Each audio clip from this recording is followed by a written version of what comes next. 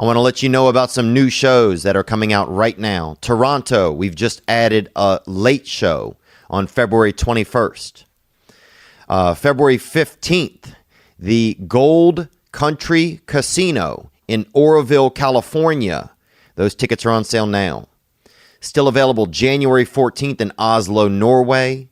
Las Vegas, January 31st and February 1st. I will be at the Mirage Hotel and Casino. Those tickets are a little higher priced than usual. It's because it's a specialty weekend, and that was the agreement that the theater would do with me. So if it's too high priced for you, that's understandable. I'll be back in the future at a more decent rate. And also, I want to let you know, February 28th in Oxon Hill, Maryland, at the MGM National Harbor. Today's guest is a working man. He is. This is one of my favorite episodes, and we're so glad that he was here. He is a plumber and a regular man. Ladies and gentlemen, the toilet champion is here.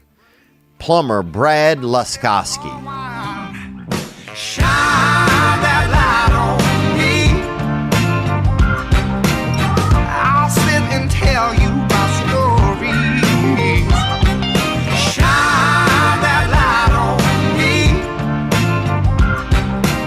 I'll sit and tell you my stories. We're here with Brad Laskowski, and that's Polish, huh? Oh, yeah. Polish power, dude. Thanks for joining us today, man. Oh, thanks for having me. We just happy to talk to a plumber, man, because I don't know anything really about plumbing. Oh, ask away. You know? All right, I'll think about this. So what is the difference between plumbing and septic tank? I was thinking about that. All right. Like sometimes you hear you hear people have septic tanks. I would hear a lot of times growing up people had septic tanks, or somebody got Sure.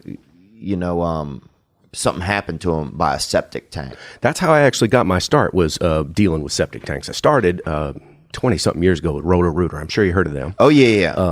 And that's a commercial outfit, isn't it? Largest plumbing company in the world. Is it really? Yep. Wow. The very first day I get hired, I gotten out of the Army. I was 20 years old. I get hired with this... Roto, huh? By Roto-Rooter man in Alabama. And now were they enlisting people? I mean, was there like a program from the Army to Roto-Rooter? No. Okay. I don't know. I got out of the Army and I went to work at Lowe's, the home improvement store. Oh, yeah, I love that place. I was actually, when I got out of the Army, I was 20, and I had applied to Atlanta SWAT. And I was going through all the SWAT qualifications and everything else, because I was kind of heavy duty in the military, so I didn't really have a whole lot of skills when I got out. How'd you get out at 20? I joined when I was 17. Damn. So I graduated early, a little smart, figured some stuff out. And hard working you must have been, huh? Very. Still am. Yeah. Most people would call me the hardest worker they ever met. Dang. So I kind of take that as a point of pride, I could see that, dude. You're like the Joe Rogan of plumbing, dude. Because Joe Rogan, I think, is the hardest worker that I know. That guy is busy. Dude, I think there's 9 Joe Rogans. There has to be more than one, because he's in too many places at once. Sometimes I have like kind of a daydream where he's going to bring me in a room and be like, hey, I want you to meet these other Joe Rogans. And I'm like, oh, I knew it, man. Okay, so you get out of the military. So, dude, that's a note for young fellas. If you're like, I don't know if I should go into the military. 17 out by 20. Yeah.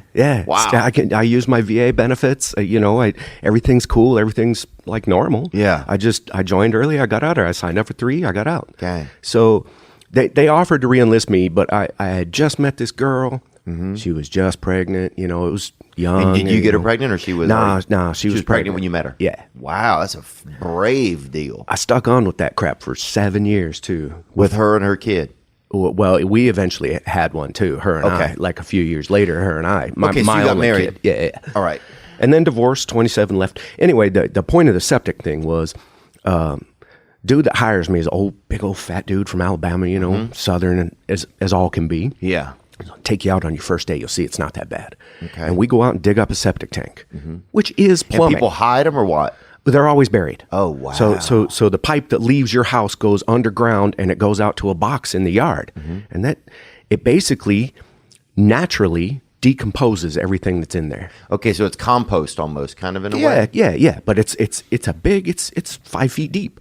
It's a big box. You could bury a lot of bodies in there. You could. You could. And it's 5 feet deep and it's buried in the ground. Yeah, usually a foot deep, maybe more. Okay. And it's how is it square? It's it's about like this table, It's a big long rectangle, maybe a little wider or so, Actually, and about I've seen 5 them. feet deep or so. I saw a dude weld one in half one time, and I remember some of us. They're would usually use it. concrete.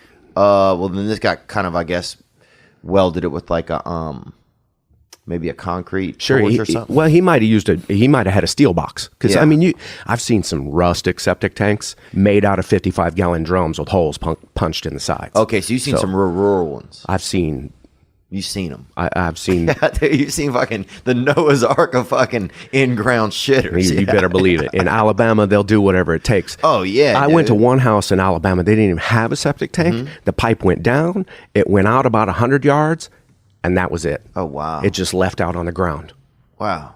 Yeah. Roots were all growing up into the end of the pipe and everything. So I had to go there and cut them all off and open it out and snake the pipe out and get everything good to go and everything. So, but that's no septic tank. Yeah. Just a long pipe. Just freelance, old school. It's illegal. It is? Yeah, you can't do that. No. Black water needs to be contained. Okay, so that's really the rule. Yeah, black water has to be contained. Brown water or gray water, like kitchen sink water and washing machines, dishwasher, stuff like that, you can actually, and I do, install a 55-gallon drum with a pump in it and separate those lines from a septic tank. Okay. So all that washing machine water that's bad for a septic tank now goes into a 55-gallon drum with a pump in it, and then you can water your yard with that.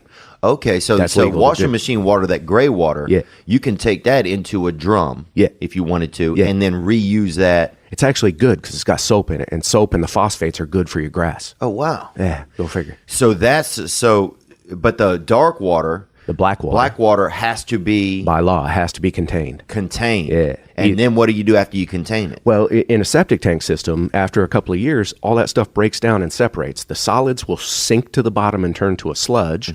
The things that are not biodegradable will Like float. a wedding ring or something? Like if a dog eats a No, wedding ring? anything that would sink will go to the bottom, obviously. But okay. anything that's grease won't biodegrade. It'll collect and it'll turn into a ball, basically a hard kind of crust on the top of the septic tank water. Or condoms won't biodegrade. They'll float. Oh, wow. Man, one time I popped a septic tank open and I saw about 10,000 condoms in there, I swear. I mean, I didn't count them or anything, but they were all over the top of the tank. And who was the guy? A little Asian guy? I bet, No. huh? It was the homeowner. He was standing there watching me dig this tank up, right? Crazy. So And did he have kids or something? Like, was he no shot? kids? No. Oh, yeah. Because they weren't his condoms. No way. I could have guessed it was a homeowner. Yeah. He was standing there watching me. I popped it. Well, he called me because his toilet wouldn't flush no more, right? And I get there and I snake the drain out and it won't go down. I'm like, well, I got to dig up your tank. So I dig up the tank, and when I open up the tank and you look down, they're just everywhere. They're coating the wall, the pink ones and green ones and blue. Oh. I mean, every color of the rainbow. Jesus, Easter colors, huh? Yeah. Dude worked at a tire manufacturing plant, the graveyard shift, for like 20 years. And I'm betting every night No way. she had somebody coming. They got a divorce after So you that. really, that's, man, that's crazy. Right. So sometimes opening up that septic tank, it's almost like a time capsule for your butt or almost, or something, or for your, for below the waist. It's almost like a time capsule for or anything you've been doing in your home, really. Yep. I mean, that actually happened twice. That instance caused a divorce. The next time that it happened where I found condoms in the tank, it was a young girl. She was like 14 or 15, and it was her grandma's house. Oh. And the grandma was standing there watching me. And whose were they, you think? They were the granddaughters for sure. Oh. I mean, it was just those are the only two ladies living in the house. Is the 14-year-old girl and the grandma. So awkward. And the grandma's like, they ain't mine. Hey, dude. That's going to be an awkward game of Go Fish that they play later in the Right? day, Where'd you get all these? Why are they in here? So that's wild. So you started in Alabama. Yeah. You worked with a man. Do you remember the gentleman? The guy who hired me? Oh, absolutely. We still talk. Oh, that's cool, man. Yeah, he's a good man. He is. And so Yeah. now what was like your vibe when you started working there? Were you like, oh, this is a career that I want to make? Or were you like, this is just a job that I want to do? What was kind of your goal, if you had any going into it? The money. I didn't really have a goal going into it. The money just sticks you. Plumbing pays well. Yeah. And it always has. So And they say, I've heard, this is a saying in the universe, that plumbers make more than lawyers. I believe that. You do? Yeah. And how does that break down? Because why? Lawyers ain't working 40 hours a week. Right. You know what I mean? They get paid a lot for what they do, but they don't do it all the time. Right. So that's great that they get $400 an hour, 3 hours a week. Right. You know, I work 50, 60 hours a week every week. Right. You know, I'm only charging 100, maybe more or whatever, but you add it up over time. Add it up. That's the way to do it. Yeah, because you always hear that. You always hear that that plumbers make more than lawyers. That's just like a thing I've always heard. or doctors. Though I heard it as doctors, but I mean, same thing. I went to a university professor's house years ago, and I handed him the bill at the end, and he just flipped out. Like, he was just couldn't believe it cost that much. You charge more than doctors do. Do you realize it took me 10 years to learn how to do this? Right. You know, it literally is a 10-year program. It's as hard, I think, of course, because I went down that road, as any 8-year doctorate or master's degree that you're going to get. To become, I mean, anything you're gaining knowledge. Yeah. To become a well-rounded plumber anyway. Yeah. And so you start this job, you got the guy with Roto-Rooter. Yeah. And so you worked there for how long? With that guy for 5 years, a little over 5 years. Dude gave me $1,000 bonus for every year I worked for him. Did he really? So Damn. second year was $2,000, third year's $3,000, fifth year was $5,000. That was Nick's nice. going to use this later in his Christmas bonus discussion, too. I can already tell. Fuck, man. I was hoping to fucking... Bro, that's God working right there, because it's been on my mind, and then you bring it up, and he's in here in the room. Dude needs a little bit of help every once in a while, man, right? This is he's an the expensive hardest area. worker. He's the hardest worker I know. He Is works he? very hard, and he really is, man. Well, hook him up. And he's very good. I agree with you. I Hey, think I we saw- try. We do our best. I saw on one of your other shows you were talking about if it came down to killing him or killing you, you might not even kill him. Yeah. That's a pretty big step. I forgot I said that, but I still agree with myself. Okay, so, and also with plumbing, if it's a holiday, then those prices are higher, right? You have to do it, don't you? When I was working for the commercial companies, I see. They did. Now that I actually quit doing the working for commercial companies, mostly because I was tired of hearing the complaints from the customers about how much it cost. Oh, really? You know, I'm going and doing the work, and I'm getting paid from the company, Right. but not very much. Okay. Not as obviously not as much as now. Yeah. But I mean, you got to understand, any large company, they got overhead, they got insurances that are humongous. Yeah, we just had to get advertising insurance costs just for having a place. Dude, my L&I just for myself is almost $20,000 a month. Wow. Or a year. A year. And if I had to add on like an apprentice or something, it doubles. It's wild, isn't it? That's why I do everything by myself. Right. Yeah, no, it's interesting. Yeah, it's like you got to get, I just realized we have to get a policy in case anything like an errors and omissions policy we have to get for podcasting now. You have to get workman's comp. Yep, workman's comp. And EPLNI or some Yep. similar type of policy that they just sent me something for the other day. It's like, I don't even know if I can afford it. So it's like, but it's interesting. Yeah. Once you start to, if you want to build something bigger or add more, there's more costs and liabilities that are incurred. And they say, California is the hardest place to run either a small business or to get a startup going. Yeah. There's so many restrictions and so many fees and regulations that govern. It's crazy. It's almost amazing. too much. It's like, what's even going on here? When I was in Hawaii, I was rolling in money. Yeah. Just So didn't have to worry about nothing. now, how do you plumb in Hawaii? Because Slower. Everything's slower. well, it seems like you have like all the water pushing on the island. It's going to push everything back up the toilets. Nah. Their infrastructure is, significantly improved from way back those days. Everything's built up, everything's feet off the ground and all that. They have sanitary sewer systems, which is the name for. You call it sanitary sewer. I don't know why, because it's not fucking sanitary at all. It isn't? There's turds floating down. Mm-hmm. This pipe that leaves this building is called the sanitary sewer line. Okay. It's full of turds. It's not sanitary in any way. I have And no whose idea. are they? They don't know. I mean, They're everybody's. Everybody in the building. You know what I'm everybody saying? in the building. The okay. whole. I'm like, fuck. I just thought we were like on a damn fucking. No. On the The San exit of Andreas this building fart has line. one great big pipe that leaves it. from all the smaller pipes that come from each toilet. Okay. They all join together and make one big pipe. That pipe goes out to the street, which is a bigger pipe, probably 12, 14, 24 inches, who knows. A city like this is probably big. Okay. And all the turds are floating down that. Okay. It's a constant stream. It looks like a river. If you were to open up a manhole in the street and look down there, it's a constant stream. And that's of black poo. water? Yeah, that's black water. Okay. Contained. That's contained. But they call it sanitary. And in my whole life at plumbing, 25 years or whatever, it's always been called sanitary sewer. Yeah. Why? I think probably to give people a safe idea, just like, oh, I suppose. in case they see the pipe, they're like, oh, yeah, we're doing our best. It's sanitary. It's down there, yeah. It's out of the way. It's sanitary. It's hidden. So all that goes to a sewer treatment facility where they process and treat it and then release the clean water into a stream and out to the ocean. Okay. And is it really clean when it gets out there?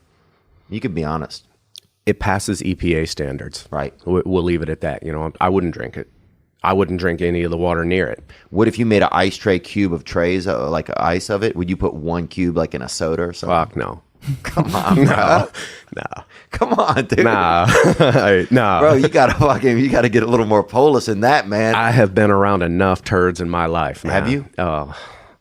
After like 11 years of that, I had to give up on the Roto-Rooter thing. And the Roto-Rooters deals mostly with feces. Now, what is let me ask you, what's the term that's comfortable to use? Like, because every time if a plumber comes over, I don't know if I say shit, do I say poop, do I say turds, do I... Whatever you like, man. Okay. Whatever you like.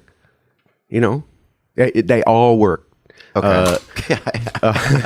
I had this guy in Alabama one time. I knock on the door and everything, you know, Roto-Rooter man, I'm here. And he opens the door and he goes, "Thank God you're here, man. I've been fighting these turds all morning." Oh, damn. And I go in there and he's got just water sprayed up all over the walls. He's been plunging the shit out of this toilet for like an hour and making no headway. Oh. I said, "Give me that." And I take the dude's plunger and he goes, "That ain't going to work. You're going to need something way more than that." And I put it in there and hit it like 2-3 times. Pop, pop. It goes away. How the fuck do you do that? Damn. Man, I do this for a living. This is what I do. You know? Do some people like is it uncomfortable? I feel like it's uncomfortable if you go into a place. Does somebody be like, "Okay, I pooped in here"? Does people just kind of vague about it? Hey, somebody shit in here. Sometimes, what do people say? Sometimes people are super embarrassed and they're like, "I'm really sorry about it." That's how I would be. Yeah, I would too. Hey, if it were me, I'd get the turd out. Yeah. I mean, if I didn't know what to do. If it's, Right, put it on a paper or something, run it outside or something. Out there. Yeah.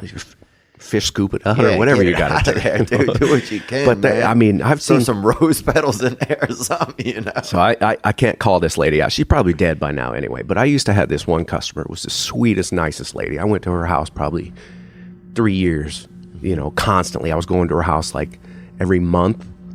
Once a month, I'd go to her house and unstop both of her toilets. Because I know this is a little graphic, but she would shit baseballs. Oh, wow, really? Just round balls of shit. I'm not sure what was going on with her intestines. We used to talk about it, the Roto-Rooter guys. You would be like, "What's up with this lady? How does this happen?" She's got the Walker Bueller colon right there, man. She's got something going on. Out they go, you know. That Joe Musgrove, man. I'm wondering if she's shitting baseballs. How fast do they come out? You know, could we clock these things? Yeah. And it must be so intense. Is it like a curveball, slider?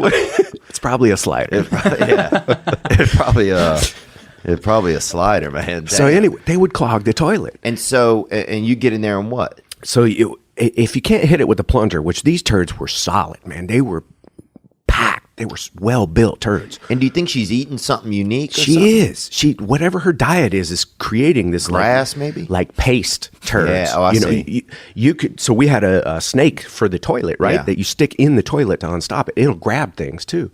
This snake would like go through the turd and just put a little hole in it, and then once you pull the snake out, it's like the turd would close back up like Jello. Damn. The turd would just close back up like Terminator. like the liquid Terminator. You know. So you'd basically just have to run that snake back and forth till you could break up enough of that turd to get the water helping it out to flush Teamwork. this thing all the way through. And how far does that Roto-Rooter thing go? That one would only go through the toilet, like 4 or 5 feet. Oh, wow, Just, that's it? right to because the toilet will go down and then up and then down again. And that's about 3 feet by the time it finishes. Okay. And that's really all you need. Right. Because if it's any farther than that, you need to pull the toilet off the floor and go after the pipe. Okay. You know what I'm saying? So at that point, yeah, you once you do after that 3 feet, you're going into the pipe, into the sewer pipe. system. It's a different ball game. Yeah, it gets a little more expensive after that usually. Okay. So, and why does the pipe on the toilet go up and down like that after? It would seem like a straight pipe would help out better. it's a trap. It has to go down and up like that so water always stays in that portion right there. Otherwise, you're going to smell shit coming out of the pipe all the time. That water there prevents the smell from coming back. Ah, so that's why it has that kind of snake, that S curve. P-trap. The P-trap. Yeah, same thing underneath your sink.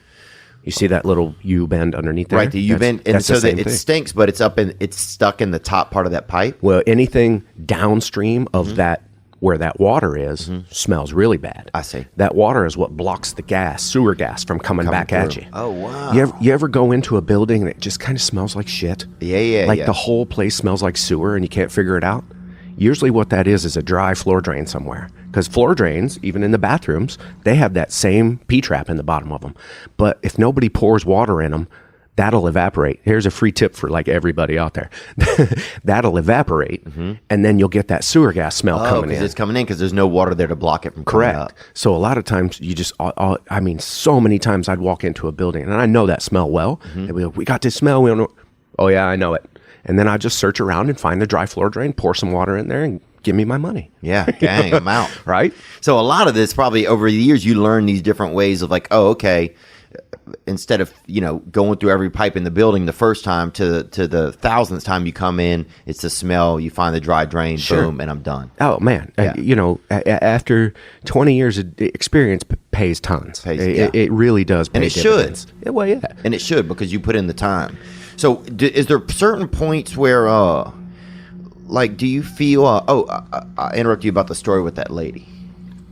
Or was that it? She just had some wild. She just had wild turds, man, and we used to talk about it. We would never, shame her or embarrass her. Yeah. Just go there and take care of it. We're sorry to, give us a call when you need us. We gave her a super discounted rate because she called us all the time. Right. Eventually, and she used to give the first lady that I married, the kid, the daughter that she had that wasn't mine, Right. was she used to give that girl presents, Oh, little nice. dolls and stuff. So she's almost like, Family a little. Yeah, a little community. Yeah. Hey, here's for your daughter. Yeah. So after like 3 years of feeling guilty on stopping this lady's toilet every month, look, on my day off, I'm gonna come over and I'm gonna install you 2 pressure-assisted power toilets for free. Dang. You pay for the toilets, I'll give you the labor for free. And I went over there on a Saturday. I jerked her old toilets out that were, obviously not up to the challenge she was putting on them, and put in these. You've seen those That body works. those jet toilets where you flush them, they just sound like a jet Japanese engine going toilets, off. yeah. Yeah. I put 2 of those in. She never called us again. Wow. Fixed. Good to go. She did call us like a year later because her kitchen sink was stopped up or something like that. But how many thousands of dollars did that just save over Yeah. the lifetime of all that? Yeah, you got to do that every once in a while. Like Yeah, that. you help out, man. You help out where you can, especially if you notice those patterns. And, Yeah. you're like, at some point it does get to be like, oh, I'm keep giving this person keeps giving me business, but at a certain point I can just be helpful or Yeah. something. And You almost feel like you're robbing them after yeah, a at while. a certain you know? point. Yeah, I like having that thing inside of you that feels like that because then it tells you when to like be one way and when to be another way. And that's why I do it by myself now. Yeah. I can't do it for a company. They charge too much. And so you did Roto-Rooter for how long? 11 years. And that was in Alabama? No. I 5 years in Alabama and 6 years in Tacoma and Seattle. Oh, wow. So when I got divorced in Alabama, I moved to Washington, which is where I was born. And that's higher altitude. And people Sea level. Oh, it is? Yeah. I was right on the water, right in Seattle. It's sea level. Huh. Yeah. I just feel like overall, Nick, we just looked that up, and I'm not challenging. I'm just curious myself. Is Seattle what the difference in land elevation is? For some reason, I always think of the South as being like a lower. I'm not sure what it was in Alabama, but when I was in Alabama, I want to say they were a couple hundred feet up. Where Seattle is, I mean, there's water right there, right in front of you. Right. That water is sea level because it's the Puget Sound. Oh, yeah, that's the dang sea. Yeah. You're right. So base elevation in Alabama, probably a couple hundred feet, maybe. Oh, 500 feet above sea level. There you go. The mean elevation is like 500 feet above sea level. Highest point in Seattle is 520 feet. Yeah, you got some hills for sure, but the lowest point, which is sea level. Wow. Gang, bro. Average elevation is 170. All right. So anyway, So, yeah, that's a lot closer. everywhere you're though. driving around the Pacific Northwest, Seattle, and all the surrounding areas, a lot of the area you're looking at water, Right. you know, at the sound out there. So, not elevation so much, but cold, rainy, wet, gray. And how does that affect plumbing? Like, is there different type of plumbing going on? That's what I want to know. Is there different plumbing going on in the Pacific Northwest that we don't know about or something, as opposed to what's going on like in Alabama? In Alabama, the rules. So when I was in Alabama, they ran off the National Plumbing Code, which is a book about 3/4 of an inch thick or so. Got a lot of pages in it, maybe 100 pages or so. National Plumbing Code, pretty simple. Do what you want as long as it works, basically, and don't leak. Right. I moved to Washington, and they, as California does now too, but back then they didn't. Uniform Plumbing Code, which is the gold standard, and that book is like this thick, and it's Damn. got addendums and additions and It's like the shit revisements. Constitution or something. My God, it's unreal. It's crazy. It's everything out west. Once you get out here, there's so much paperwork and this and that, Yeah. and you gotta, and nobody, if somebody doesn't want to work at all, you got a fee, you gotta fucking buy You them got a to pay hat. for taxes or more, all that. The farther west you go, the harder it is on the working man. Yeah. It really is. So they say Washington's the hardest state to get a license in for plumbers. Michigan's the second hardest. Really? Yeah. You'd think people would be doing a lot of shitting in Michigan and they would need more help. That's what Because all their shit freezes. Oh, really? You know, they have Oh, I didn't even think about that, dude. Imagine now it's frozen. frozen shit. You got a whole different battle, bro. That's insane. You can't run a sewer cable through frozen shit. Fuck, what do you do, dude? Restrictions are different in cold weather climates. I've never been to Michigan, but I'm going to guess that they're going to be somewhere similar as to like Colorado. And I did do Colorado plumbing. Wow. And all their shit's buried 8 feet deep in Colorado. Oh, all of their septic tanks and everything? Everything's buried 8 feet All deep. the plumbing Water is- lines, everything That's goes. the rule. Yeah, 8 feet deep is the To minimum. keep it warm enough? Yeah, to keep it from freezing. Wow. Yep. Interesting. Washington is 24 inches, so 2 feet deep. I think Okay. California is 18 inches. And Louisiana, I think, is just right out the window, basically. Alabama was ground level. Was it? Yep.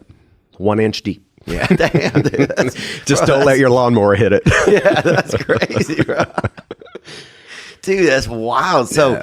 and yeah, because I remember they had like a neighbor when I was growing up that they had like a shit line and just went off into the woods. And it would and then at a certain point, I remember we ran back there. And when you're kids, you don't know, you think it's like a little river, like a little lake or something. So And gross. so, yeah, people are jumping around, skipping rocks off of shit. Yeah. Like, just, making little boats. We used to make little school boats and like push them out into like this like kind of duty canal, kind of just. Hey, you're a kid. You sick now? I'm not doing great, but I'm doing this year. I'm feeling okay. But generally speaking, throughout your whole life, are you a healthy dude? Yeah. Me too. You know why? Why? Because you played with shit. Yeah. And you got dirty every once in a while. And you didn't give a crap about washing your hands every single time you went to the bathroom. Oh yeah, out here, like everybody. I saw some woman get a bunch of hand sanitizer and wash her son's neck with it the other day when I was at the bank. I'm That like, can't be good for him. oh fuck, that kid's gonna fucking get hit by lightning. Yeah. That kid's definitely. That can't be good for you. Yeah. Just letting that alcohol soak into your skin like that? Yeah, and just like at a certain point, everything has diminished. What is it called? Diminishing returns. Diminishing returns. Yeah. It's everything does. It's like, okay, you want to get so clean and everything, then fine. Something small comes along, a breeze with a little bit of cigarette smoke in it, Yeah. and now your kid can't fucking see for 2 years. Carlin said some stuff years ago about, you spend so much time washing this and scrubbing that and making sure you're so clean that when something real does come along, your immune system is not going to be prepared for it. Yeah. And you're going to die.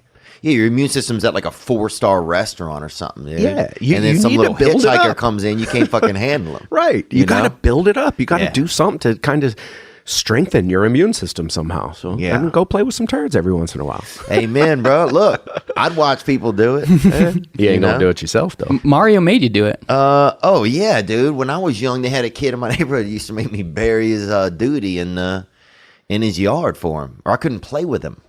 And he was a tough kid. Like beat man. the crap out of you?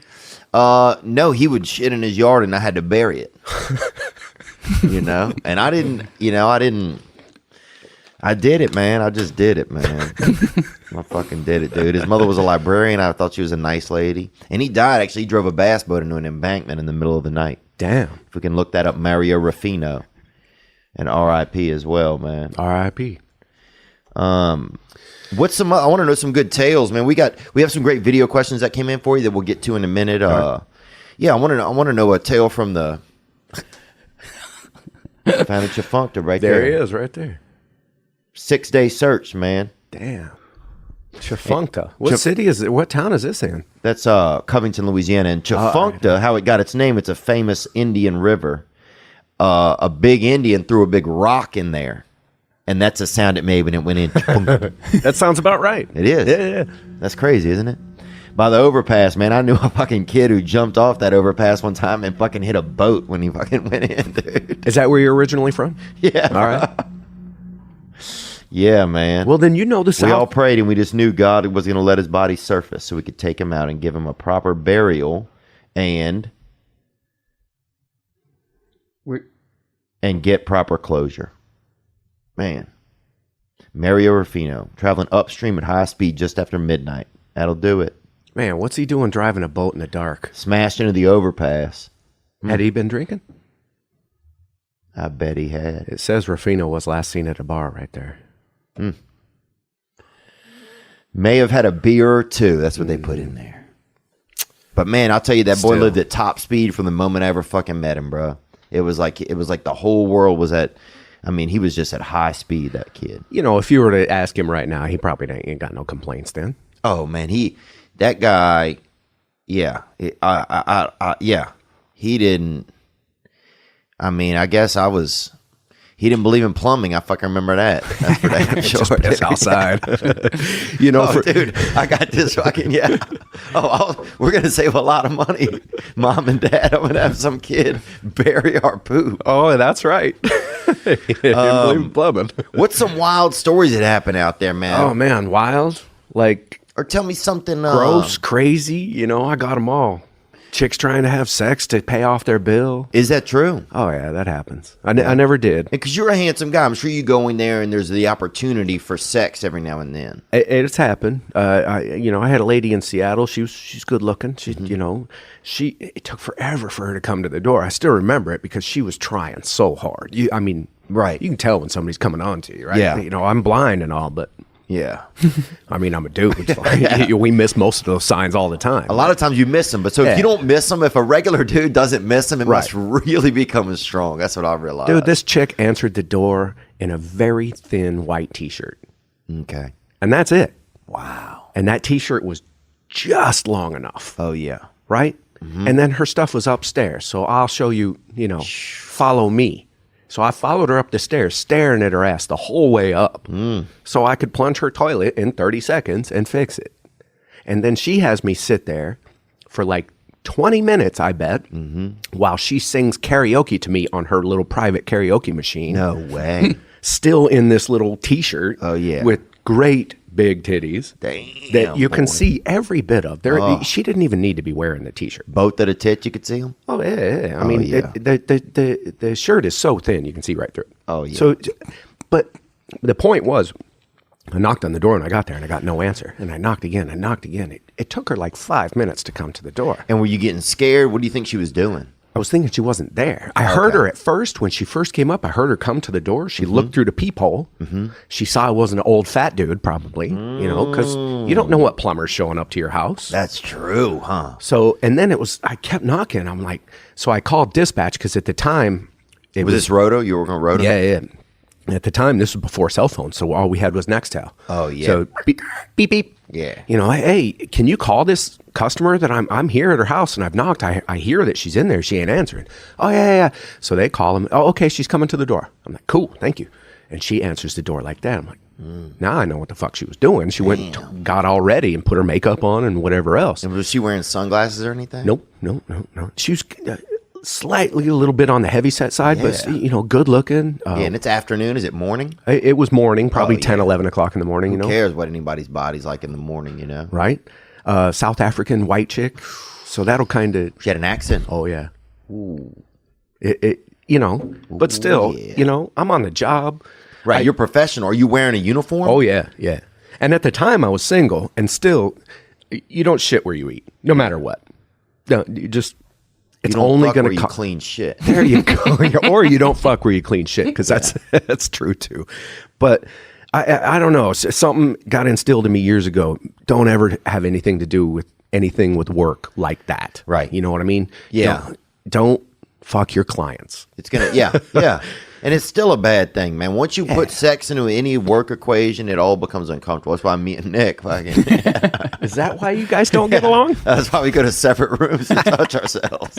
No, we've never done anything like that, man. And we never will, Nick. And that's why it's working so well. Yep, that's why it works so well, dude. Look, I promise you, the second me and him have any sexual interaction... It's over. It is over, bro. It is over, and I think he would agree to that. Yeah. So I moved to Washington. No, so the lady, you're there. You're in the place. Oh, I that was it. Oh. I hate, it's such a, it could have been so. What karaoke music? No, that's what I just- mean. What karaoke music was she she's singing? singing like love songs and stuff and trying to like sell me her voice basically. And Why was she saying that she used to do music? She considered, and she was totally into music and she wanted me to hear her sing. She was trying to get me to nail her on the couch right there. Wow. And where was the karaoke machine? This was after unstopping the toilet. I had gone back downstairs to write the invoice. I'm sitting on the couch. She's next to me on the couch. Oh, yeah. I've given her the invoice. She's got the checkbook. And instead of writing me the check so I can go to my next job, she spends all this time singing, trying to seduce me, basically. Yeah. And I'm trying to be nice. I'm trying to be cordial. I'm not trying. And what Look, song, lady, though? What song? I can't. Yeah, 20 years, man. This is literally 20 years ago, I bet. 15 years ago.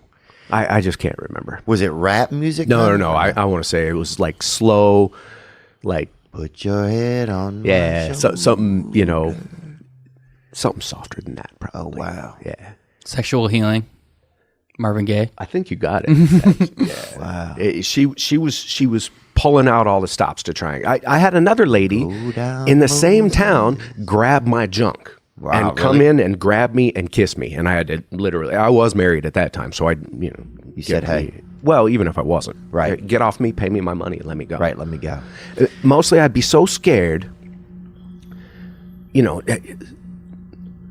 We're in an age of lawsuits. Yeah, now we definitely are, though. But 15 years ago, people I might... think we still were. And what if it don't work out? Say this girl kisses me, and I throw her on the floor and just ravage her, and we have a great time. Yeah.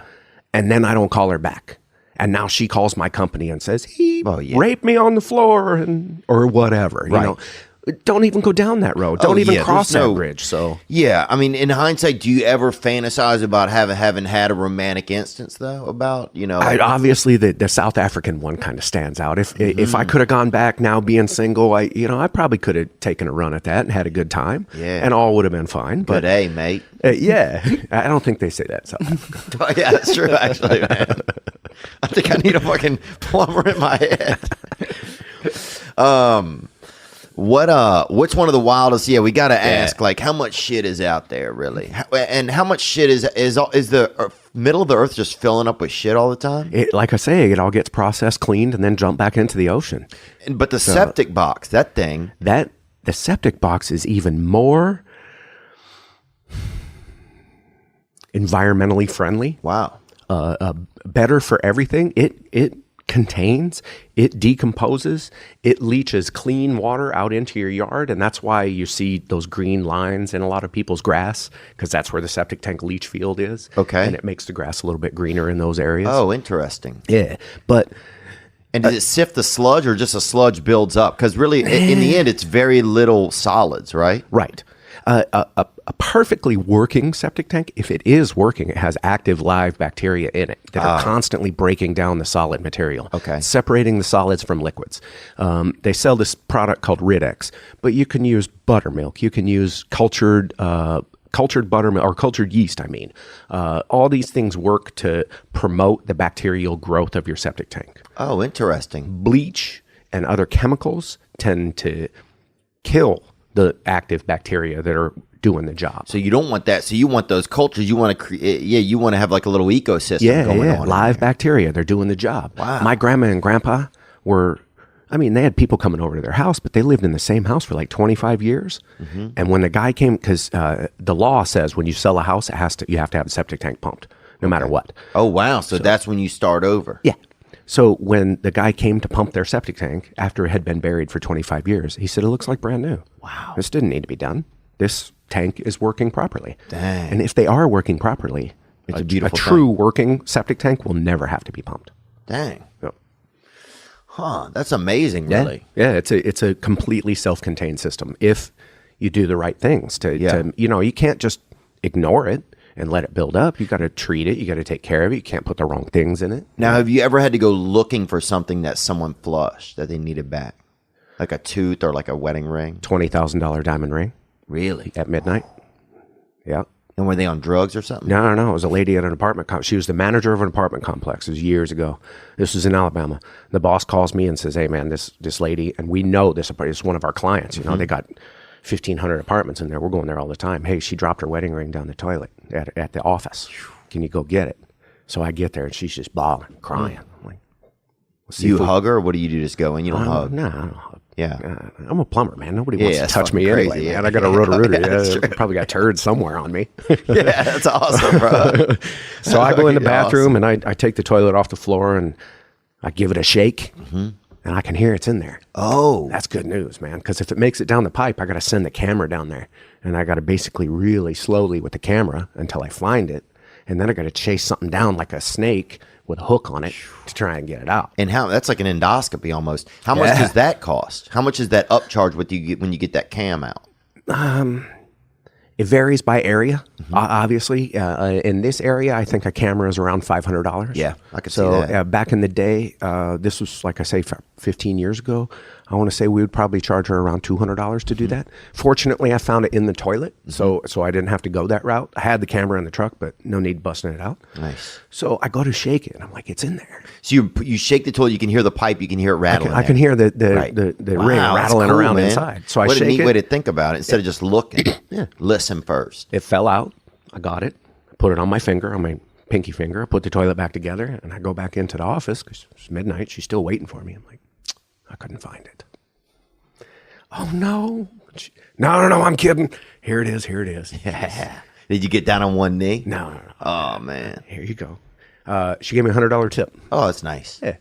Because it was an overtime, like midnight thing, I think the bill was probably like $85.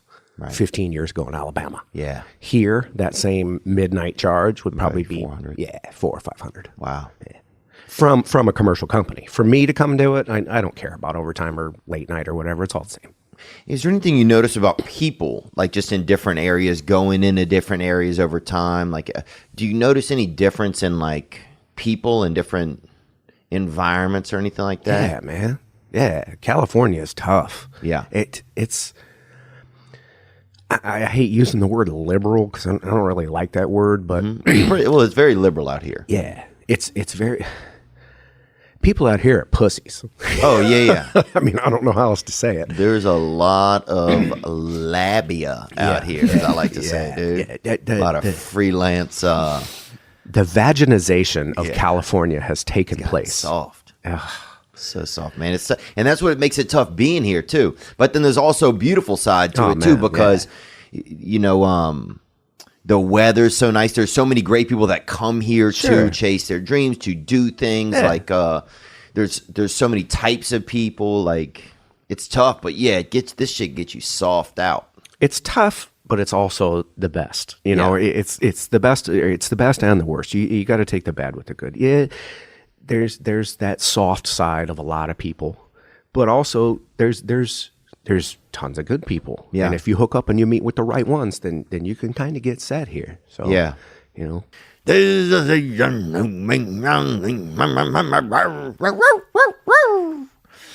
The holiday rush is upon us. And if you sell stuff online, then you better get ready. And you better get ready with ShipStation. With more people buying online than ever before in the history of time, you need to be able to get orders out quickly, efficiently, and affordably. But how do you keep track of all of those orders and get them out in time? Well, that is ShipStation. With just a few clicks, you'll be managing orders, printing labels, and getting those products out the door and delivered in time for the holidays. That's right, you can still get them delivered in time for the holidays. No matter where you're selling, Amazon, Etsy, or your own website, ShipStation brings all your orders into one simple interface. Quit going to this and then going to PayPal and printing off the address. That takes forever. ShipStation will handle it. With all of the major carriers, including USPS, FedEx, and UPS, ShipStation lets you compare and choose the best shipping solution for you and your customer. No wonder ShipStation is the number one choice for online sellers. And you can use our offer code, Theo, to get a 60-day free trial. That's 2 months of free, no-hassle, stress-free shipping. Just visit ShipStation.com, click on the microphone at the top of the page, and type in Theo. That's ShipStation.com. Enter offer code Theo. ShipStation. Make ship happen. Oh, sorry, just shaving my junk. Trying to get that little Christmas tree above my ween because it's holiday time. That's right, I'm trying to shave a little bit of a plant right up above my jonson. You know, a little bit of gristle-toe. That's Manscaped is what I'm using, guys. I'm manscaping. And support for this past weekend comes from Manscaped, the number one company in men's below-the-belt grooming. You can jingle balls to the walls, fellas. Listen up.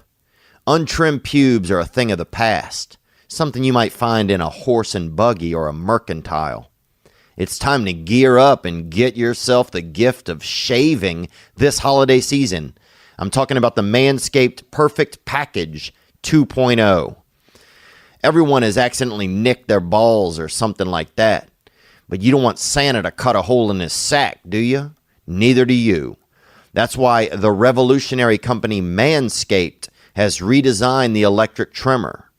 Their Lawnmower 2.0 has proprietary advanced skin-safe technology, so this trimmer won't nick your bag or snag your nuts. It's also waterproof. You can use it in the shower. The Perfect Package also comes with a Manscaped Boxer Briefs pair that'll keep your junk feeling fresh all day.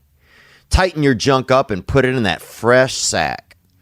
'Tis the season to get the Manscaped Perfect Package 2.0 for yourself, your dad, or your brother. Get 20% off and free shipping with the code Theo at manscaped.com. That's right, get 20% off and free shipping with the code THEO at manscaped.com. That's 20% off and free shipping. And use code Theo. Clean up your nuts and make Santa proud this year. When I was young, the plumbers came because my mom had been flushing coffee grounds down the garbage disposal and the little paper thing that was in the coffee pot. Oh, no. She'd been like putting that in there just in the morning because it was easy. She was on the go. Yeah. And she was like, do not tell the plumbers that I've been doing that or we're going to have to pay and the building won't have to pay. Right. And right when the plumbers came in, bro, It was like, I was such a rat, dude. I was like, my mom has been flushing coffee grounds and the paper things. they would have down found the it. garbage Anyway. disposal. They would have found it anyway. Fuck, man. I never even told anybody that till just now, man. But I feel so bad if I fucking threw my mom right under the bus, bro. Did she have to pay? I don't think she did, man. I think the plumbers knew that, like, she was a single mom and stuff, and we're like, well, you know. I've done that before, actually, where, so you go to an apartment complex or you go to a rental, a lot of rentals I'd go to where the owner would say, hey, if the customer put something in there that they weren't supposed to, I ain't paying. Right. Like tampons or, paper towels is a big one. We get a lot of paper towels out of drains, baby wipes. Oh, yeah. Baby wipes seem impossible to flush. They don't break down. Yeah. So if they get down there and they get caught on something, they're just going to pack up and other stuff's going to pack up on them. Here's a couple of good tips. For years they would say coffee grounds is okay in the garbage disposal. Eggshells is supposed to be good for it. No. Don't ever put pasta. Don't ever put rice. Don't do eggshells. Don't do coffee grounds. Those are not good for your garbage disposal. They go in the trash or in the compost. Your garbage disposal is for the tiniest little bits or whatever's left on your plate is what your garbage disposal was originally designed to do. Chunk that stuff up, mix it with some water, and send it down. What about fat? Like if you're cutting the fat off of a chicken, like you're getting some chicken pieces? I mean, if you got one or two, get get it in there. But don't carve a whole chicken and throw all the extra stuff in your garbage disposal. That's not going to be good for it. You're going to call a plumber. What about bones? No. Okay. No bones. No. One lady called me because she stopped up her garbage disposal with a whole steak. Because she called. Almost cute. Her son was going to come over for dinner. He called. He said he couldn't make it. She got pissed off and she threw the steak down the garbage disposal and it didn't make it. Oh, and she hadn't cooked it. No, it was raw. So yeah, that uncooked meat won't go down really, huh? No. Well, no, I mean, it'll chunk up, but once it gets through there, it's just going to pack up. Right, because it's that weird consistency at that point. So garbage disposals come in different power. Some of them are really strong. Yeah. I went to this frat house in Auburn, Alabama. Tons of frat dudes. And they needed a new garbage disposal. Their old one had taken a crap or whatever. War Eagle, man. Yeah, War Eagle. War damn Eagle. Yeah, my bad, dude. Yeah, you're right. So I get him this 1 horsepower garbage disposal and I put it in and the head of the frat house is there and he's like, is this a good garbage disposal? Is it strong? And I'm like, they actually advertised this garbage disposal will chew up a beer bottle. Damn. And he's like, word? I'm like, yup.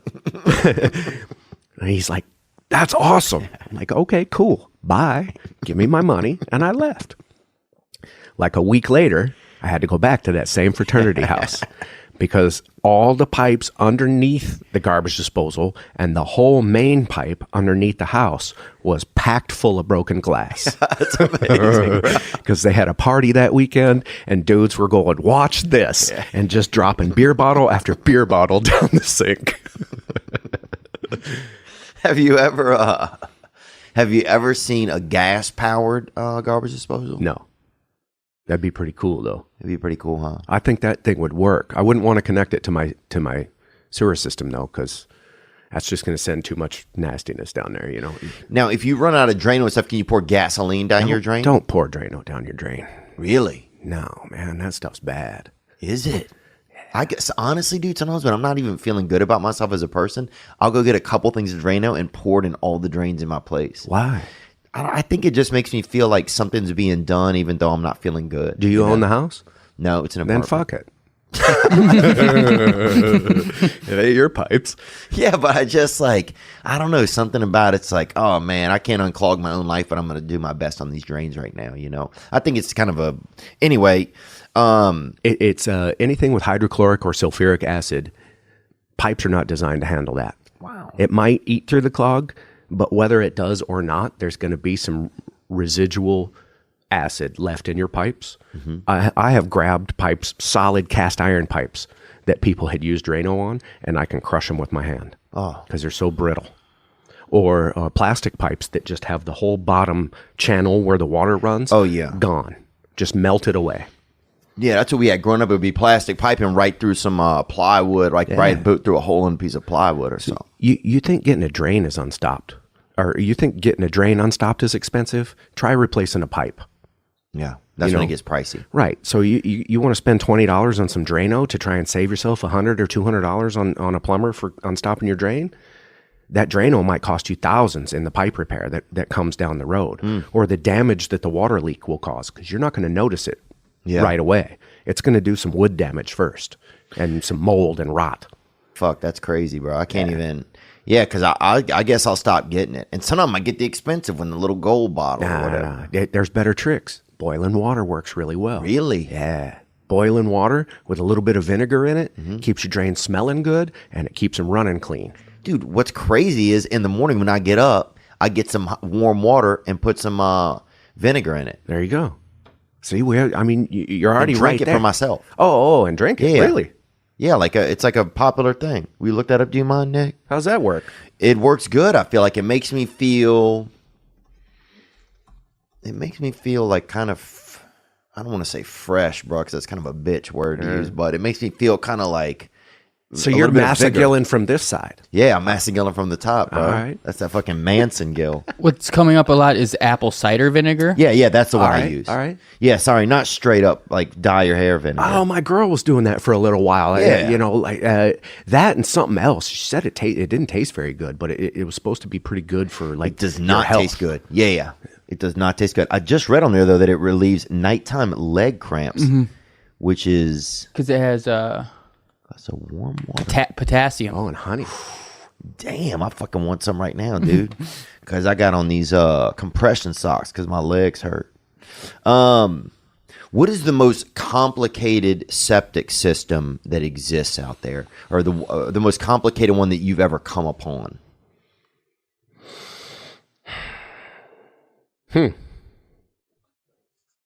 They are not complicated. They're not. No, it's hard to find one like that.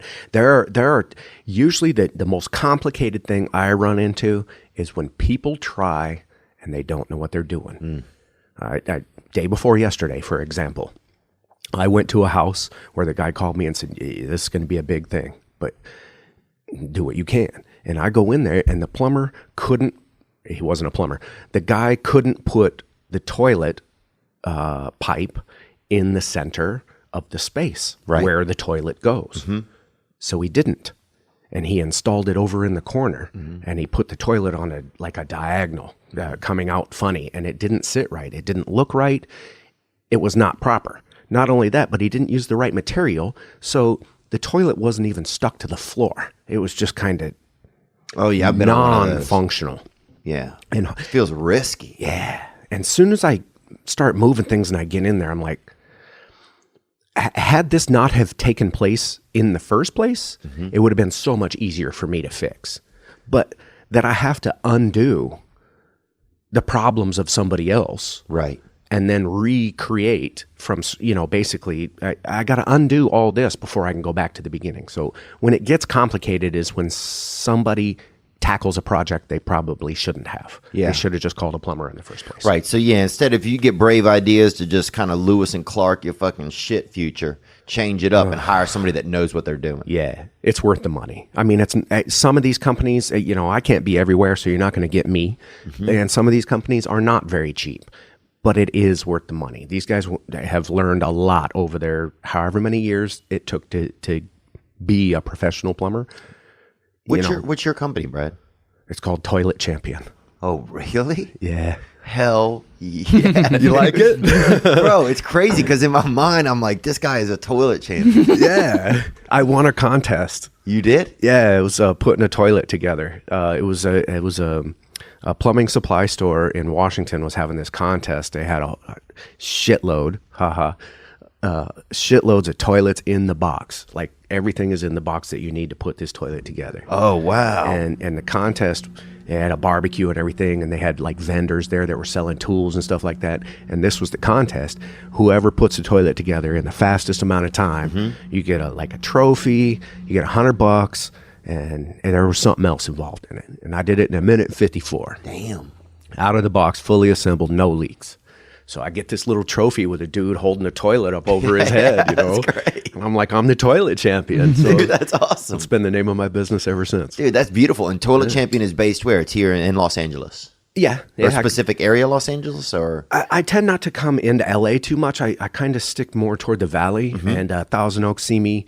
But Okay. I mean, I'll move around where, dude, I went to Cambria a couple of weeks ago and repiped a whole house. Damn. That's 4 hours away. Wow. So you'll do some adventures, you'll do some stuff. Sure. Let's the Toilet Champion, bro. That's freaking ToiletChampion.com, great, man. It's its own website and I stuff. love it. We got a question right here from a guy who has a beard. Now, can you cut your There hair it and is. flush it down the pipe? Yeah. You can? Yeah. Oh, wow. Yeah, that's all right. Don't do it in like large quantities at once, but I mean, little bits, it'll go through fine. Have you ever found something in a pipe that you thought this person could be a murderer doing something dangerous? Like some bonage or anything like that? I found a baby in a pipe once. No, you didn't. I Baby caught what? A baby human. Oh, damn. That was a pretty sad day. I had to call the police though. You did? Yeah. So she miscarried. He beat the crap out of her. Oh. She miscarried, flushed it. So it wasn't a very large. It was just barely bigger than the size of your hand or so.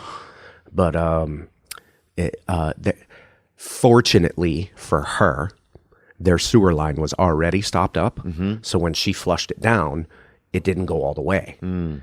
And a couple of days later, they had called Roto-Rooter. And when I got there and undid the cap out in the front yard, the baby came out. Oh. And I'm looking, I had to look at it for a couple of minutes because I've seen so many rats in pipes. Right. So yeah. a rat that has been drowned it will lose all its fur, and it'll also be white and very small and have bones. So you got to kind of look it over. It was not dissimilar from that, minus the tail and all that, but it was definitely a human baby. Wow. And I'm like, ugh. So And what do you do? Did you feel something like spiritually at that point at all? Or yeah, I felt horrible. I didn't know what was really going on at the time. I think I was like 21 or 22. You know, I was very young.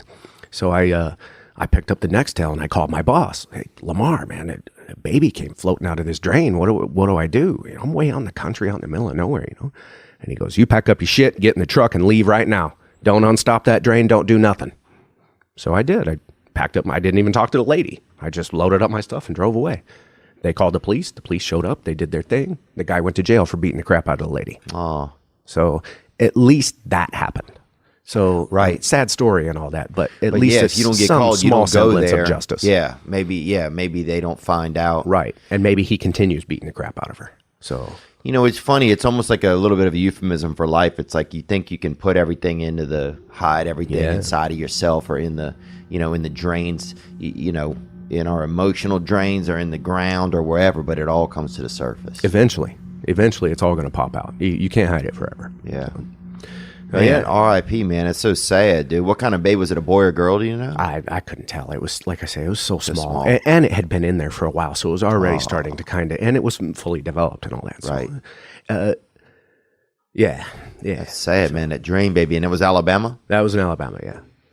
I found an alarm clock in the toilet. I found an Elmo in the toilet. I could understand that, dude. You're late for work or Yep. you're not late for work. That was Fuck exactly thing. it. The alarm clock went off. Dude threw it that way, and it went right down the toilet.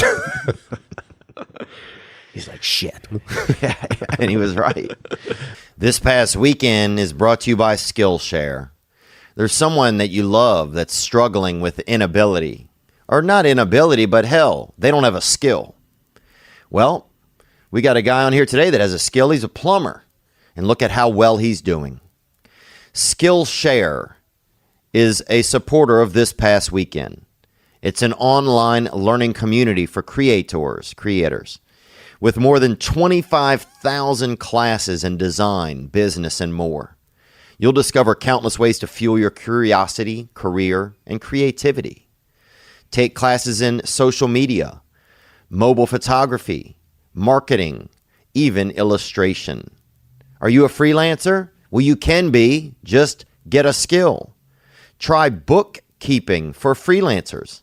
How to handle your finances. One of our most popular courses. One of their most popular. Join the millions of students already learning on Skillshare today with a special offer just for TPW listeners. Get 2 months of Skillshare for free.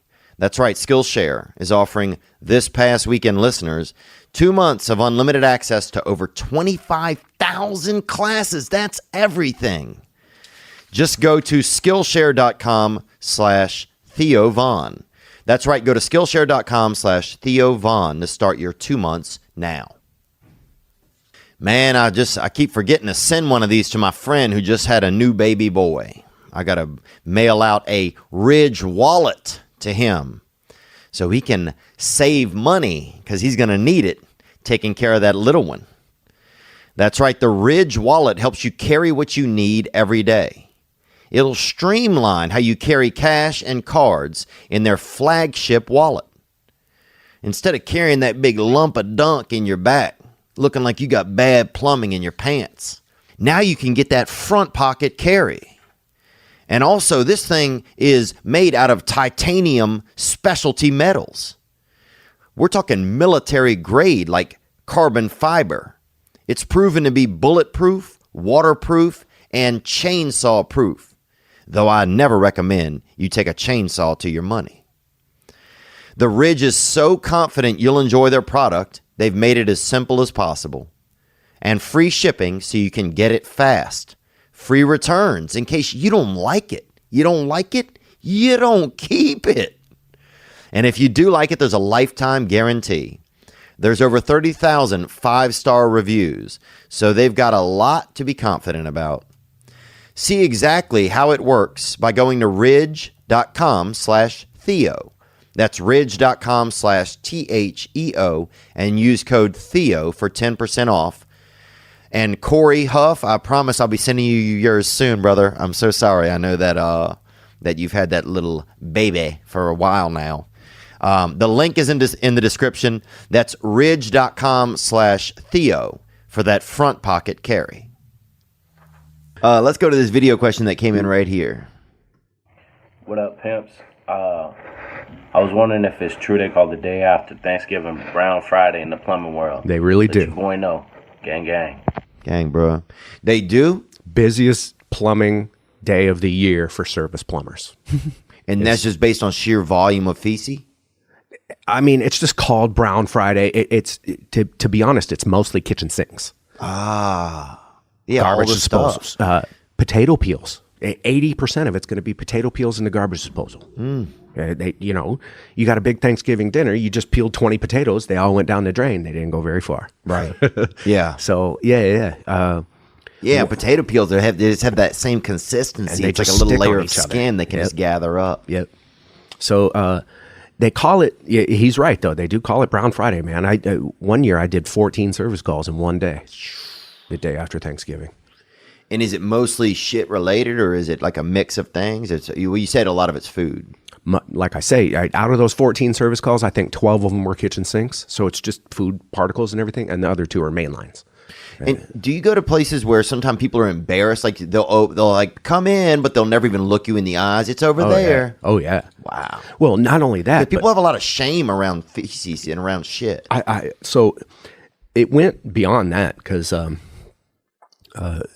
several years after quitting with Roto-Rooter, I started working for one of the largest luxury hotels in the world. Wow. I don't know if I'm allowed to say who it is. Oh, you're certainly allowed. Oh, we have Four insurance Seasons. now. Four Seasons in Okay. Seattle. So Yeah. I'm working for Four Seasons in Seattle, and those toilets stop up just like any other toilet. Mm-hmm. But these people are fancy, and they don't want to interact with the common folk who is coming to unstop their toilet. Yeah, the plumber's a strange guy to them. Well, I He's this actually creep worked coming in for here. the Four Seasons.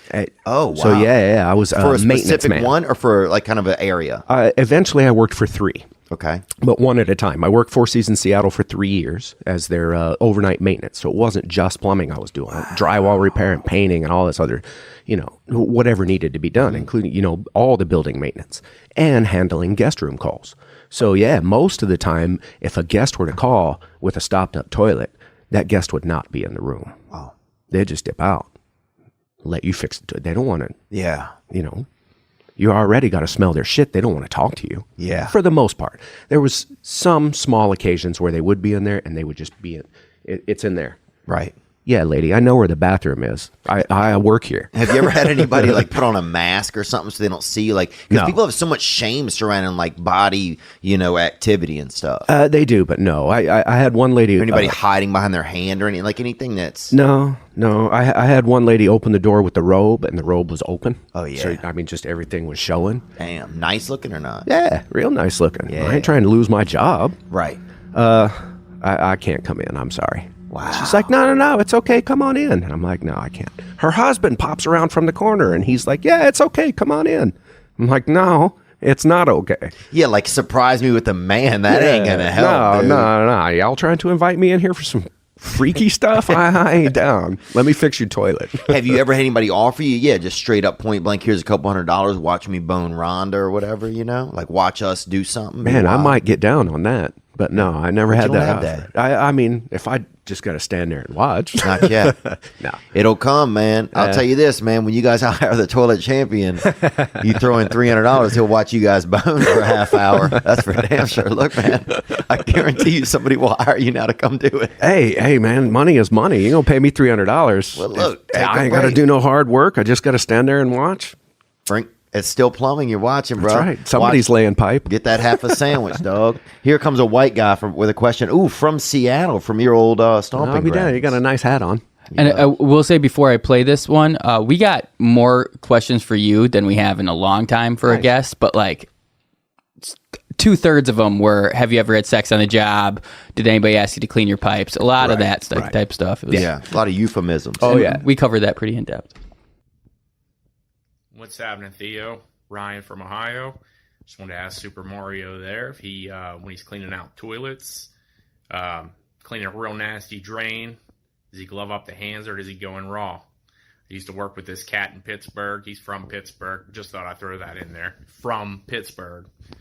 He, we worked on the river together on the boats, and anytime he was cleaning a shower, cleaning a toilet, he never gloved up the hands. I always called him nasty. He said it was because he used to be a plumber, and, all plumbers did that. I just wanted to know if Super Mario there did that, and he'll probably try to lie to you and say he didn't because you got him on the spot right now, so just don't shake his hand when he goes to leave. Gang, gang. Gang, gang, brother. Thank you. Ryan, was that Ryan from Ohio? Yep, Ryan Boyer. Oh, thank you, Mr. Boyer. I appreciate it. That's a good question. It is. First 4 or 5 years, no gloves. Raw dogging. Yeah. Yeah. That's my toilet champion. and still, if I don't have gloves, I don't give a shit. Yeah. I mean, if I have them, I'll use them. But if not, I know how to wash my hands. Yeah. I'm not trying to stick my hands in my face or on my eyes or shake hands with people or anything. Yeah, it's work. But here's the other thing. I went to cooking school for a year. So that was an everyday, 4 hours a day thing. And the biggest thing that they teach you in cooking school is to wash your hands and such good cleanliness habits with your hands.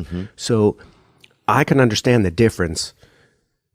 You know what I'm saying? That it's okay to stick your hands in poop. If you know you're going to wash your hands before you shake somebody else's hand or, stick it in your mouth or whatever. But no worries. I don't care. I'll put my hands on church before. You got good hand etiquette. Yeah. You got hand plans. You have plans for your hands. I'm not trying to touch food right after cleaning out somebody's toilet. Yeah. I'll probably wash my hands 3 or 4 times before I do that. Yeah. You ain't going to clean out a shitter and then fucking polish off a thing of deviled eggs immediately. Most likely not. Yeah.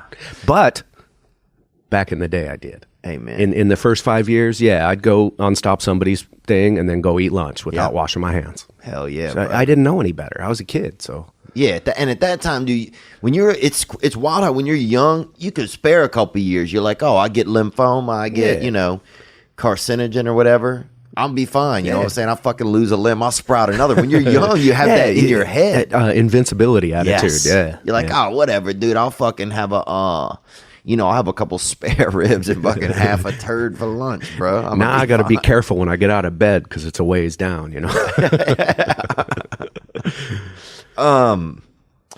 What do we have, Nick? Let's get to a video question. We actually had a That was a great question by that guy. Yeah, I would have just assumed yes, they do wear gloves, so that's very interesting. We actually had a message from someone you might know. It's a voice memo, actually, not a video. So let's hear this. What's the biggest turd you've ever seen while plumbing? That's my father. Is it really? Yeah, I know that guy's voice. Wow, that's like Luke, I am your father. That was like very Star Warsy. Should we, I know again? I know his voice. Yeah, one more time. Let's hear it. What's the biggest turd you've ever seen while plumbing? Oh, that's awesome, man. It has to be the one I was talking about earlier, the lady with the baseball poops. Yeah, there's Colin Ryan. That's what they call it. It's great. Thank you, bro. That's great. It just came into my brain, man. I'm going to have to get a hold of my friend in Alabama and tell him that. He'll laugh. He'll remember. Buy him a Houston jersey, dude. That's what you got to do. Colin Ryan. Dude, those Thigh Young Award winners. That's what I'm talking about. Now, I mean... Yeah, that was the biggest one while plumbing. But I was walking down the streets of Seattle like I don't know, 10 years ago, I was plumbing a building actually, and we were just taking it because we were commercial plumbers doing high-rise buildings, and kind of got out of that turd chasing business. That's what they call roto-rooter men, turd chasers. Turd chasers. Yeah. So I got into the new construction, high-rise, clean pipe, no more dirty hands. Right. And we were walking downtown Seattle, headed to Whole Foods like we did every day to have our 10 o'clock morning, 15-minute break. And we passed, I kid you not, a 1-foot turd. Oh, wow. In diameter, it was a pile of poop. Shit squatch. Oh, that's Foot insane. in diameter. Jesus. And where'd they get it from? You think it came directly out of a body? You think it was a group of people? No, this is a that human shit turd. One consecutively? human turd. Oh, wow. One and it piece. was just kind of like one of these, kind of soft serve deal. Yeah. That's a thing, though. That's a homeless thing. I don't know if you knew that or not. Homeless in major cities shit on the sidewalks on purpose. Oh, yeah. I knew that. It's like they're fuck you to society or whatever. Yeah. So it's not uncommon to see a big turd. And I almost think like they're kicking back like, hey, I got a 3-day turd built up. Yeah. I got to go find a sidewalk, you know? Yeah. And then we'll kick back and watch all these people walk past it. Oh, I bet, bro. It's got to be. And honestly, you can't fucking find entertainment like Nah, that. come on, man. That's free entertainment. That's amazing. Imagine laying just a real snake in the basket man. heater across the way. Yeah. And then you and your buddy crack open a couple natty lights. And sit over in the living off corner and government watch. And fucking watch a fucking fireworks. I saw that in Hollywood like 2 months ago. Oh, and dude. people had stepped in it. So there was like foot tracks going away yeah. from it. It was crazy. That's insane. You know, it's interesting too because at a certain point with bodily functions, we become almost like animals in a way. You know, it's like we mark our territory. Or Dude, when I was young, I used to be real scared, and I would urinate in places in my bedroom. All right. You know, and I think in hindsight, I never really knew why I did it, but I think I was like scared that something was going to come get me. Yeah. So I would mark my territory. You know, I don't think it was a choice that I was making. I felt like it was a not involuntary reaction, but just something that was more on the animalistic DNA of me, you know? Did you ever outgrow that? Yes, I did. Well, I have not yet. Really? Wow. You'll just do it sometimes. I get in trouble with my girl and my fiance a lot for peeing in inappropriate areas. Wow. That's interesting. Do you think that's any reason why you got into plumbing? No. But I'm drinking sometimes comes into play with the peeing on the floor or whatever. Oh, yeah. On an ironing board in a hotel room or something. Or Yeah, that's you fun. never know. Yeah, I mean, So you'll do some wild pissing. but also more to your point, like you're saying, kind of every time I move into a new place, I gotta pee on it. Yeah. in somewhere. Yeah. I'm gonna pee on that house somewhere. I don't know why. I just have to. Dude, my buddy's dad, when I was growing up, used to get on the roof sometime when he'd been drinking, and he'd let us watch him piss down the chimney, dude. Down the chimney Yeah. to come inside. And then mom, they wouldn't know. We'd sneak up, and then the mom would fucking get so mad. Oh yeah, yeah. They just can't understand why you can't go use the toilet. Yeah. Well, because I don't have to. Yeah, because I don't have to. I don't have to. Dude, you can pee. You're supposed to pee in the toilet, but you can also pee wherever you want. Exactly, wherever you want, in a suitcase, on an ironing board. What? Do you feel like it's territorial for you? I think so. Yeah. Yeah. I hope. I don't know if I'll grow out of it. I don't care if I do or not. Really, it's not really the only bad vibe I get from it is from the my missus. fiance. Yeah, she's not comfortable with it. Well, look, dude, that's when you break out that trophy and say, "Hey, lady." I am the toilet champion. I mean, look, dude. And the toilet champion's gonna do what the toilet champion is gonna do. I need to get a belt too. Dude, you really do, man. I'm not joking, bro. I probably could. Get one of the kids when you go into the house and they're in there. That's awesome that your dad called in, because we didn't know that he was going to call in, right, Nick? Right. I just recognized the last name. Yeah, And, Laskoski. It was on the lineup of just people that had called. yeah. That's pretty awesome. That's cool. Did you and your father ever work together? No, yes and no, not really. So I'd have to say no. I got a job working at the same company as him, but for a very brief period of time. We weren't doing the same thing. We weren't even working in the same area, but it was only an in-between until I could. Construction plumbers get laid off from time to time. You know, you hit a big job or whatever, or a high-rise building. When that building is over, a lot of those plumbers are going to go on unemployment. I see. That seems to be the way of it.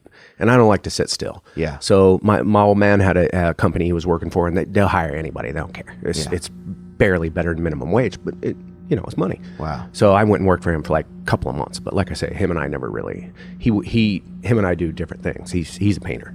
So. And you guys must be pretty close. So if he called in, that's pretty cool. Oh yeah. I mean, since we've become adults, yeah, we're best friends. He's my best guy friend, I think. Wow. You know, my fiance is probably my best real friend. And your dad is a pretty hard worker himself? Oh, yeah. He's 62, 63, been working his whole life. So, that's cool. Instilled some good values, I would say. Yeah, it sounds like it, man. How do you get so for the young plumbers out there and plumbers apprentices and, young men that are like, well, what do I do? Is there a way out through that business? How did you... tell me how to get those young men can get from starting working from a company with a Roto-Root or a commercial group, some outfit like that, how they can get to that next level of being now a toilet champion, or self-sufficient. Or self-sufficient. Yeah, because there's a lot of, there's pride in that. Even though there's other expenses that come in, it's nice to be able to have something that feels like yours, to piss in your own fucking yard, Hey, make no mistake. I got to work hard for it, and I'm always out there hustling still. Yeah. I mean, I've not hit easy street by any means. Oh, and there never really is. The more work you bring on or create or that you're a part of, the more work there is. Yeah.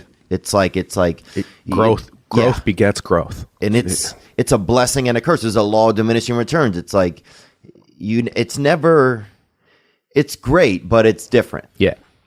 So to answer that, I would say to start, and if you're in your own, pride, I want to say pride in your own abilities or your own work ethic. How hard I work and how I want it to look is what drives people paying me. Mm-hmm. They pay me because what I put in looks good and it works. Mm-hmm. I don't charge a fortune, but I'm not the cheapest out there either. Mm-hmm. I pick what works price-wise for me, and I try to be as completely open and fair with my customers as I possibly can be. And that seems to work well, whether you're doing plumbing or carpentry or, treat people right, treat them honestly, don't rob them, and you'll get customers for life. Yeah. I've got people that call me from 5, 6, some 10 years ago. Hey, you still in Seattle? I got some plumbing. Nah, I'm sorry, man, But they'll hold on to your number forever if you did them right. That's so true. Yeah. You save it in there. Yeah. Brad, plumbing. If you're to ask how to succeed by yourself, treat people right and don't rob them. And that'll you'll be fine. What commercial plumbing companies are charging, I understand the overhead and the expenses and the insurance and everything else and advertising and all that. But it's still, the owner is making money for doing very little. Right. It feels egregious. It's a little too far. So at some point you got out though. You started to do your own thing. What'd you do? You started an LLC. You started to do. I have an LLC, yeah. Right. And then you started advertising. How did you go about that? I'm just trying to get some of these young guys who may be curious about that sort of stuff, how to get out of somebody else's toilet. Yeah, and get into their own or hoist up their own. And fucking at least pretend yours is a bird bath for a little while. Yeah, Craigslist was a good way to start. That's how I got my start. There's a couple other avenues like Angie's List, and there's a couple other apps that you can use that will send you work, but you have to pay for it. So Thumbtack, Angie's List, there's a couple of others that will give you job leads. But if you were to accept those job leads, they can be quite expensive, and all they are is leads. Right. So if the customer decides not to go with your price, then you're out that money. You're still paying for that lead. Yeah, and that bill started getting so expensive that it wasn't worth it for the return I was getting out of the jobs that would hire me. I see. So it ended up being, a guy needs a new water heater, for example. Oh, okay. Well, yeah, I can put in a water heater way cheaper than they can put in a water heater. But it cost me $100 just to tell that guy that. And what if I tell him and he decides to go with somebody else? I'm still out that $100. Yeah. So I gave up on all those. They are an option. If you're small time, really small time, and you're only doing the minimum bids, then it's probably not going to be too expensive. But if you're out there and you're trying to make it a business, Craigslist works pretty well because it's $5 per post, and that's not very expensive. And you get one job and you got your return on that. Yep. And word of mouth, I think, is probably my best. Amen. That seems to work better than anything. And I've been here a few years, so I have enough built up now that I rarely do, but I do post every once in a while on Craigslist. Matter of fact, that's how Johnny found me. Oh, really? Yeah, and Gianni, everybody knows, is the beautiful little twink. And I'm not sure he's a twink, but he is a nice young man who's on a new. He's an actor, and he's going to be on a new television show called, what is it? He was just in the sixth season of Power. Power. Yeah. He was just in the 6th season of Power, but he has a new show that he's taping right now that we can't talk about. Yeah. But we just did. So Oh, we don't know what it is yet. yeah, but also we have insurance. So it's nice, man. Come at us, G. Bro, yeah. Come at us. Using this insurance, honey. Hey, if I'm paying for it.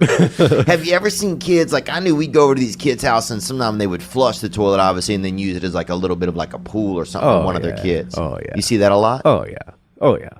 Yeah. Kids, oh, man. Kids will swim in whatever. Yeah. In the toilet. Bro, we had this one kid, Small Allen, and he could fucking literally, bro, go all the way under the water and hold his breath, man. In the toilet. Yeah. That's gross. It was beautiful, I thought at the time. But yeah, now in hindsight as an adult, if I saw him in there, I'd be like, get the fuck out of there, Allen. Let's see. Yeah. Overflowed upstairs tub on purpose. Yeah, the tub was that big toilet. That's a big one to see happen a lot. Or bobbing for apples. People ever do anything like that? Have you ever seen any crazy, somebody, a lot of tits? You have to pee? Oh, go pee. Is that okay? Yeah. Yeah? Yeah, dude. Don't pee in here. No. I got to mark my territory somewhere. though. Just mark it in the bathroom across the hall.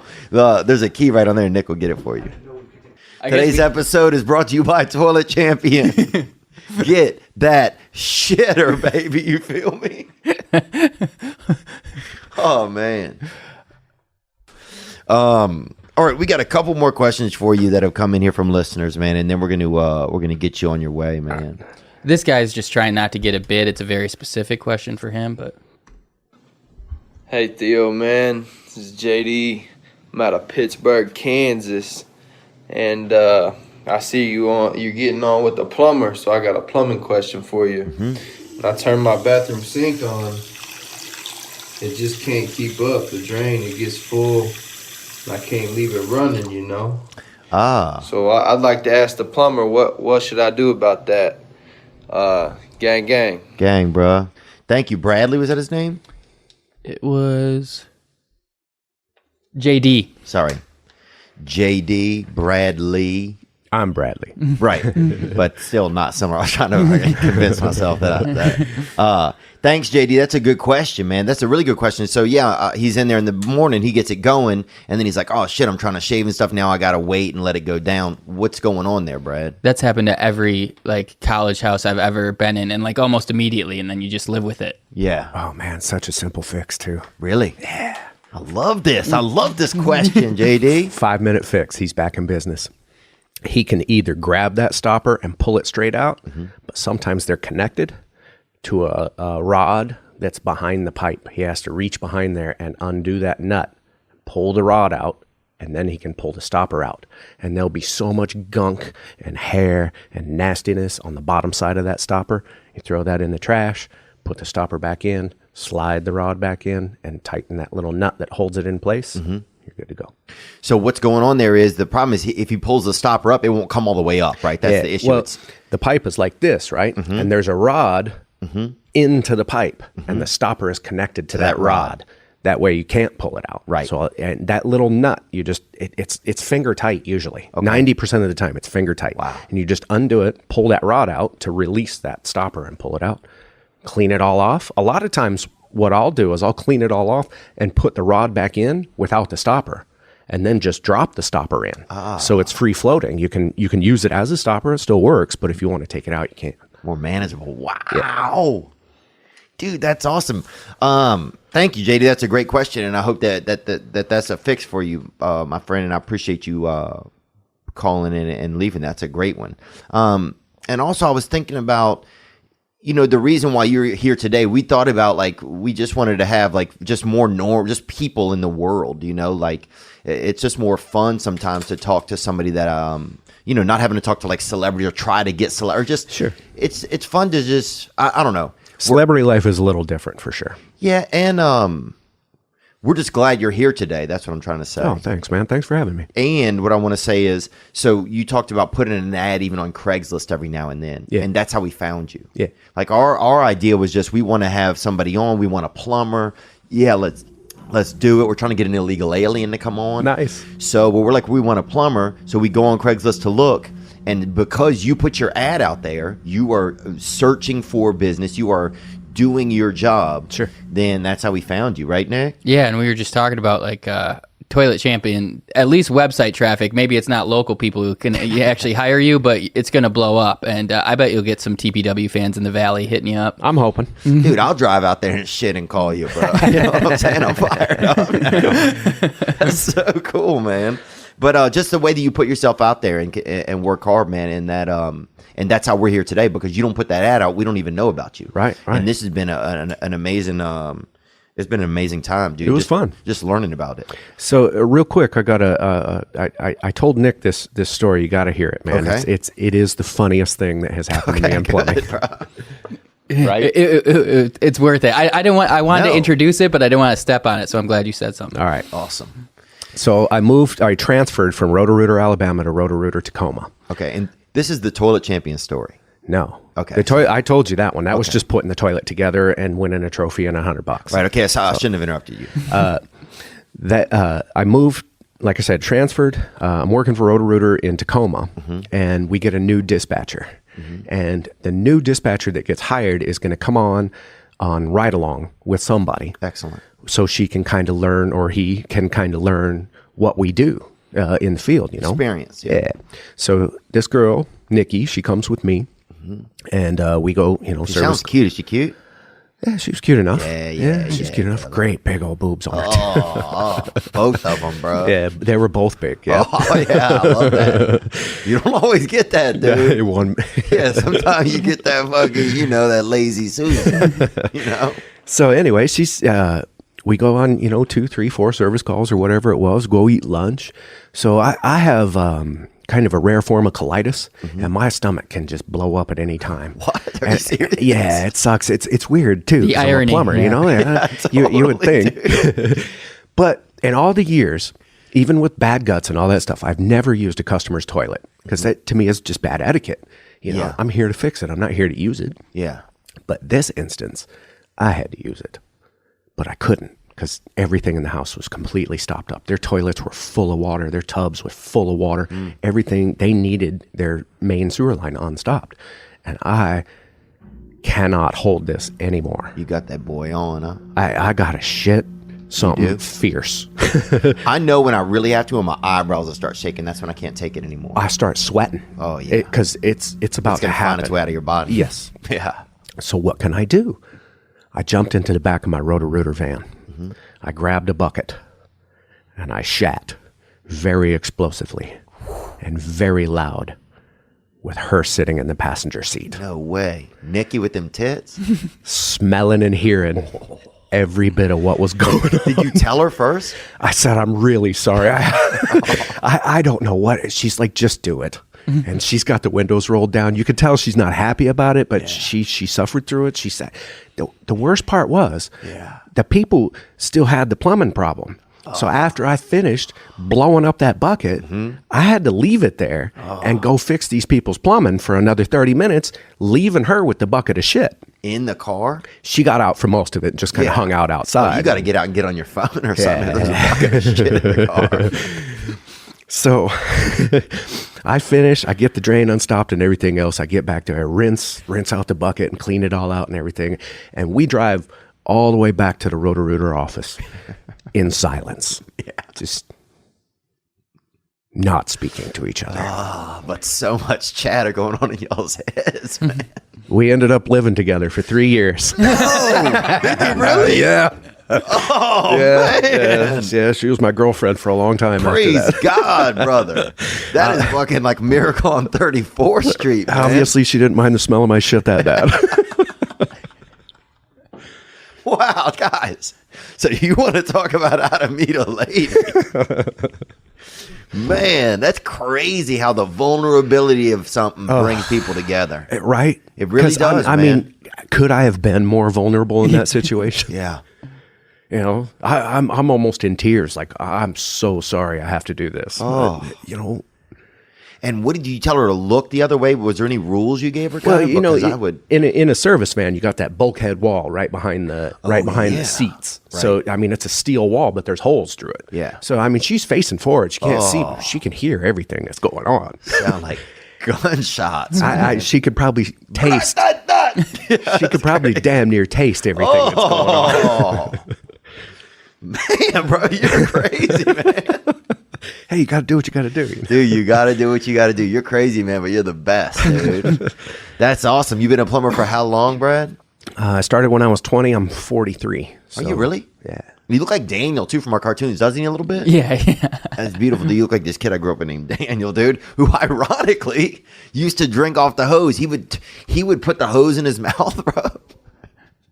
He'd put the hose in his mouth and then have you turn it on, even if it had been sitting there all winter and take that first hose hit, bro. That fucking hot hit, bro. I don't mind the taste of hose water. It's Yeah. all right, but not the hot hose water. He would get that fucking hot hit. He would go sometime and lay the whole hose in the yard, bro, on the hottest day, and let that bitch heat up for a couple days sometimes, dude. That'd Let damn near- spiders get in there. It'll boil you. Dude, he'll put it fucking right to the dome, bro. Why? And just taste the Lord, bro. That dude he was about the spirit, man. You know, I don't know, but unbelievable, dude, that you have bad plumbing in your body and you deal with bad plumbing in the world. Right. And then I became a cook, so I could like deal with it coming in and coming out. You know? Full service, man. Yeah. Brad Lukoski, the toilet champion of the Valley and maybe of the whole world, dude. I think of Is the the world. trophy worldwide? I think so. Why not? Nick? I've never had anybody try to take it away. Boy, Come take it off him. Come take it. off him. Come get this. I dare you. Yeah, we will see you. I got insurance. We will see you in these shit streets, man. Yeah, thank you for being here today, man. I'm so happy your dad got to be a part of it, and just an inspiration, man. Working hard and just doing what you do, dude. And we're gonna pay you. I don't know what the time is, but we're gonna pay you $500 for being here today with us. Oh shit! And that's awesome. Yeah, no, we appreciate it, man. A lot Thanks, of our man. listeners are hardworking people, and we're just happy to be associated with you. So thank you so Awesome. much. Hey, you ever get any further questions? Shoot them my way. I'll Well, answer no, whatever dude, I got. No, Yeah, look, yeah. I'm gonna save your number, bro. There you go. I certainly will. Toilet champ.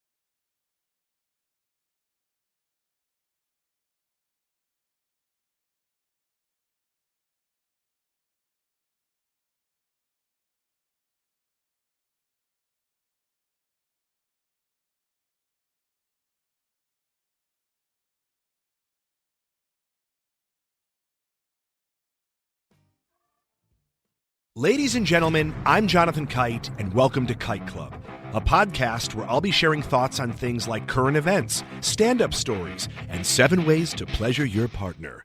The answer may shock you. Sometimes I'll interview my friends. Sometimes I won't. And as always, I'll be joined by the voices in my head. You have 3 new voice messages. A lot of people are talking about Kite Club. I've been talking about Kite Club for so long, longer than anybody else. So great. Aye, sweetheart. Easy Theo. Anyone who doesn't listen to Kite Club is a dodgy bloody wanker. Do you know what I mean? Hi, I'll take a quarter pounder with cheese and a McFlurry. Sorry, sir, but our ice cream machine is broken. No! I think Tom Hanks just butt dialed me. Anyway, first rule of Kite Club is tell everyone about Kite Club. Second rule of Kite Club is tell everyone about Kite Club. Third rule, like and subscribe wherever you listen to podcasts or watch us on YouTube, yeah? And yes, don't worry, my Brad Pitt impression will get better.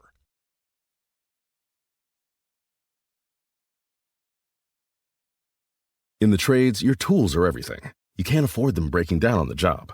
Brunt makes tools you wear, tough boots that are insanely comfortable right out of the box. We work directly with people in the trades to develop each product at the best price. Try Brunt risk-free with a 30-day on-the-job trial with free shipping and returns, and get $10 off your first order with code SXM. Go to bruntworkwear.com. Okay. I know some of you guys are tired of the intro music. Well, if you are, just listen to it again. Celebrate living, celebrate misery. You know that soon we're gonna die. Let's have some fun while we all die. Sorry, that's a little bit muerto. That's a little bit muerto, and that's Spanish for death. Because you die in other countries too, in Spain, Portugal, Africa. Everywhere you go, you die, brother. And that's the crazy part. And I'm sorry to start us off like that, but that's not what's happening right now. Right now, we are in the live category. We're checking that live box. If somebody passed you a note right now, and it said, do you live? Yes or no? You would check yes, because you're alive. Sorry, I know some of you guys. It's a sentence almost that you have to deal with, while some people seem to just be able to embrace it and just have joy just jumping out of their dang skin, you know, just like joy is just repelling out of their armpits and just spelunking out of their nose, you know, constantly. And some people have that natural joy. That's what I call that. That natural joy. TNJ. Not to be confused with TMJ, which is lockjaw. And lockjaw is something you could get. It was rabies' little brother. Because I grew up, a lot of people know in the rabies belt. A lot of rabies, a lot of lice, body bugs, you know. We had one fella was always scratching his neck, and they would have to, put these, almost make him like a mummy because he was scratching his neck so much because he got the body bugs. And people get different types of stuff, you know, and that's one thing that he got. But TMJ was also, I think, something like lockjaw where you couldn't eat for a while. It was like a diet, but one that basically your central nervous system enforced a diet on you, and you couldn't open your mouth. And that was something I remember my mother told me, be careful out there because you could get lockjaw. And especially around this time of year, you know, I find that October, do you realize it's October? Do you realize you can eat candy all month long and nobody will judge you? You could be at a funeral and break out a Snicker, you know, a baby Snicker, and nobody's going to judge you heavily because that's natural, because it's that time, you know? I mean, you could just, you could crack open a pixie stick and bust a couple of rails right up your snout, you know? Like frickin' like Coca-Luffagus, you know? Like Snortaluffagus, bruh. You could do a couple grams of grape pixie powder and nobody's heavily going to judge you. And that's because it's Halloween time. And Halloween I always feel is, it's the best. I mean, you could dress up like a fucking ghost and go to Burger King tomorrow, and people will just think that, you know, you're just trying to get a head start on the year. I mean, we had a girl in our neighborhood that would go trick-or-treating year-round. And some people thought she was mentally challenged, maybe had a little speck of the tism on her. Because I grew up in the tism belt as well, and that's basically a lot of the South and Midwest. Tism is heavy out there. Tism drips heavy. It drips heavy in the genetic caverns out there. It just drips off the ceiling, and every now and then a drop catches somebody, and they get caught up. Their feelings and emotions and the way that they live their life gets caught up, and that's autism. And everybody's got a little bit of it, and I'm sure I had a splash hit me on the back, when I was going through the genetic caverns into the universe, and I got a touch, because I'll see a lot of times autistic kids and they flare up kind of when I come by a little. It's almost like if a dog hears something in the distance, and I'm not referring to autistic children as animals or autistic humans. I'm not doing that at all. But I'm saying that they'll have that same, you ever see like a dog, like if a dog is far away and you make a sound and the dog looks, that's a lot of time what happened with me when I get around people that have mental disabilities, because they know that the thread in me is recently removed from the quilt that they're made of, that I'm partisan to whatever they got. And I've always thought that. I've always felt a little bit on the, people say on the spectrum, but I say I don't want to say on the rainbow, but I say on the water slide of autism, because it's a wild ride. But happy October, guys. Happy October 1st. It's October 2nd. It's October 2nd. I'm recording this on October 1st. I hope you had a good weekend. I hope, people got into the football. We got some people that called in about that, about some of the different kneeling. A lot of unique perspectives on it. And so we're going to rifle through some of those in a little bit. We got Ari Manis coming back in. I know people hate him. Some people love him. So we're just going to figure out, we're going to try it again, a little bit of a flow. We can see how that goes. And what else is going on in my world? I mean, recently I'll give you a sensual update. I'm in 7 days of no masturbation. And for me, that's good.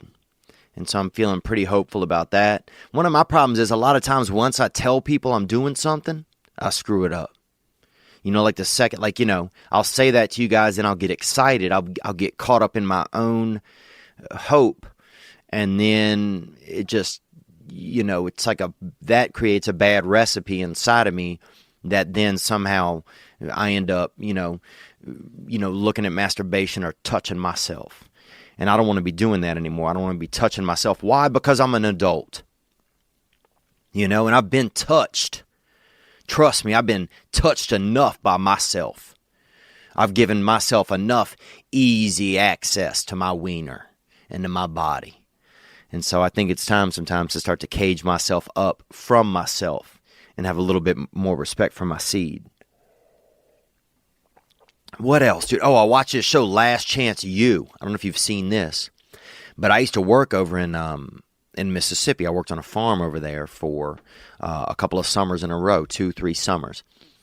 They're right on the Louisiana-Mississippi border. And this show on Netflix, Last Chance U, is about mostly African-American black boys that play football at a school called Eastern Mississippi Community College. And it really kind of captures a little bit of that slow vibe that goes on in a lot of small towns. If you get a chance, man, I heavily recommend that. It's a pretty good show. This past weekend. Yeah, that October, I remember when I was young, doing Halloween was always a special time, I remember in high school eating mushrooms, psychedelic mushrooms, little trip snacks, brain Mentos, basically Mentos for your soul. I mean, you pop a couple. I mean, the first time we went to get some mushrooms, I went with some kids who'd already gotten them before, and so they were fired up. And we went there, and I'd never seen as many mushrooms in my entire life, not even at a grocery. And we got probably half of a big black garbage bag full of mushrooms. and we took them to a party. And at the party, people ate them. We went inside the party, people ate them. And about an hour later, there was probably maybe 40 people at the party. An hour later, nobody was in the house, but everybody was still at the party. People were lost in the woods. People were trapped. Some people were trapped behind the swimming pool, even though there was no way to get trapped behind it because it was just a round pool. People were playing hide and go seek with themselves. 2 kids were in the bathroom and didn't know each other was in the bathroom. I mean, you could just hear people's souls just jerking off in the distance. It was like, it was just like bison were just roaming through people's souls for the first time. And then Indians were showing up and hunting them. And that's what was going on. You could feel people shifting. You could feel people shifting gears mentally and emotionally at the same time when people were bent out on them mushrooms on that Halloween. And then, now we had a lot of mushrooms, so those went on for a few days and children were eating them. And I remember dressing up like Where's Waldo, and I got in a powdered sugar fight with a couple of people who I didn't know, which is fun at first, but anytime you're fighting with condiments, fun at first, violent at the end. You know what I'm saying? Crack open a packet of mustard on somebody. It's cute for about 40 seconds, and then shit escalates. And next thing you know, you're trying to fucking hide chunks of relish in people's tear ducts and shit. And that's when shit escalates. But I remember a buddy of mine, this kid Todd, drank some gasoline, high on mushrooms. He was jacked up on something, and he fucked up at the service station. Time Saver. The service station by us used to be called Time Saver because I guess they assumed that if you stopped there, you were going to save you a couple extra seconds. But old Todd, he really earned himself a couple of extra seconds in the hospital, days even, from drinking the gasoline. But yeah, I had good times on Halloween. I was Where's Waldo one time. I was Peppermint Pat. Another time I got jacked up on some type of uppers, and I was Peppermint Pat for Halloween. And it's really basically you take some long johns that are the pants, and you take the long john shirts, which is just kind of the same material as the pants, but it's a shirt, and you sew peppermints to it. Just tie the peppermints, all over it.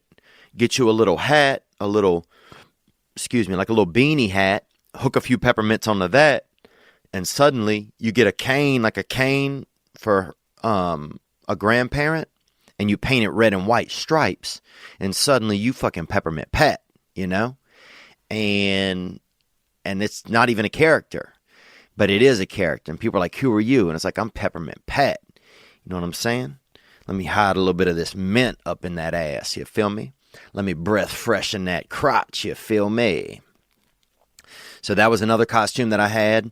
I remember this story, man. This is the first time that I knew.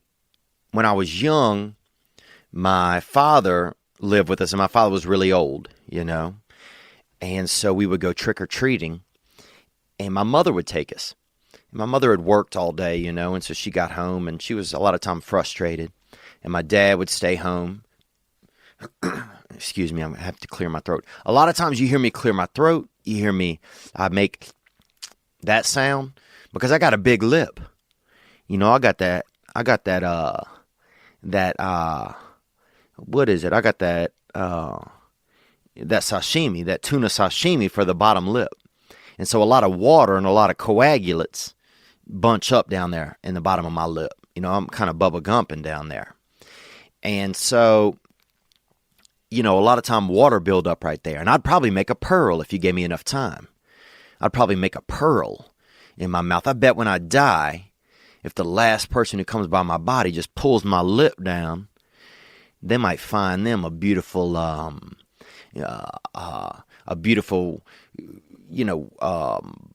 geological treat right there, and that's going to be a pearl because I got them coagulates. My mouth kind of flows into this place where there's no way for the water to escape. So anyway, that's what I'm going on. If you hear me making sounds, that's the sounds I'm making. Because people sometimes will call in or email. Some guy emailed one time, I can't listen to the podcast anymore. You's always drinking your own spit. That's what he accused me of doing, drinking my own spit. What are you talking about, dude? Like I'm an orphan in the Sahara? What do you mean drinking my own spit, dude? I'm not going to drown, bruh. I'm not going to drown so you can have an easily listening atmosphere. So every time you hear me making that sound, know I'm surviving. Okay, that I want to be at other stages of my life. I'm not going to have my brother be at my funeral and say, oh, my brother drowned out because he didn't want to swallow his spit because he had shame about it. I'm sorry. Different people make different sounds. Go put your ear up to your stepmother. I bet she sounds like a piece of shit. Maybe. Some people's stepmoms are decent. Anyhow, onward. So I remember we had Halloween, and my father would stay home, and my father was old. That time he was 76 years old, maybe 75. And my mother would take us trick-or-treating. And I didn't realize at that time yet that my father was old. I knew that he was like physically slower, but I guess I didn't realize, I didn't really realize how he saw me. I didn't realize how he envisioned me or looked at me or if he did any differently because of his age. And I remember we went trick-or-treating with my mom, and my brother and I got in a fight. So we were Raggedy Ann and Andy. And both of us, we both started out as Andy, and then my brother beat my ass enough where I kind of looked more like a Raggedy Ann. And not, just my eye paint had gone out, my hair was sprayed out, and my Raggedy Ann outfit was all busted up, looked more like a dress. So at that time, I was showing up back at my door like a real bitch. You feel me? And so we get back to our house, we go on trick-or-treating, and we had a pretty decent time. And it was my mother with the 4 children, my sister in a stroller. And we get back there, and my brother and I run up to the door. And my father came to the door, and he looked at us. And he got the candy bowl and just said, take what you want, And that's when he didn't realize it was us. He didn't realize it was his own children.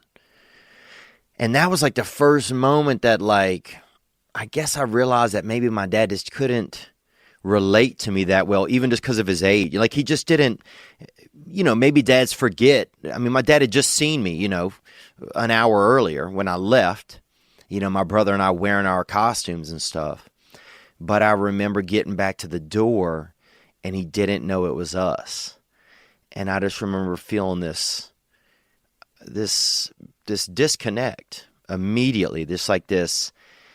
It wasn't like a feeling of pain, but it was this feeling immediately where I understood where we were in relation to each other. Like, I knew immediately there was this divide where he just didn't, there may be, like, he could confuse me with other kids, that he didn't remember things that well, that there was just this, immediately there was this element that, and probably at that age too, that, he didn't recognize me, there was probably a lot of fear that set in, like, internally then, this feeling that, maybe he couldn't protect me or something if he didn't know I was his own. There might have been some, nocturnal, animalistic vibes going on.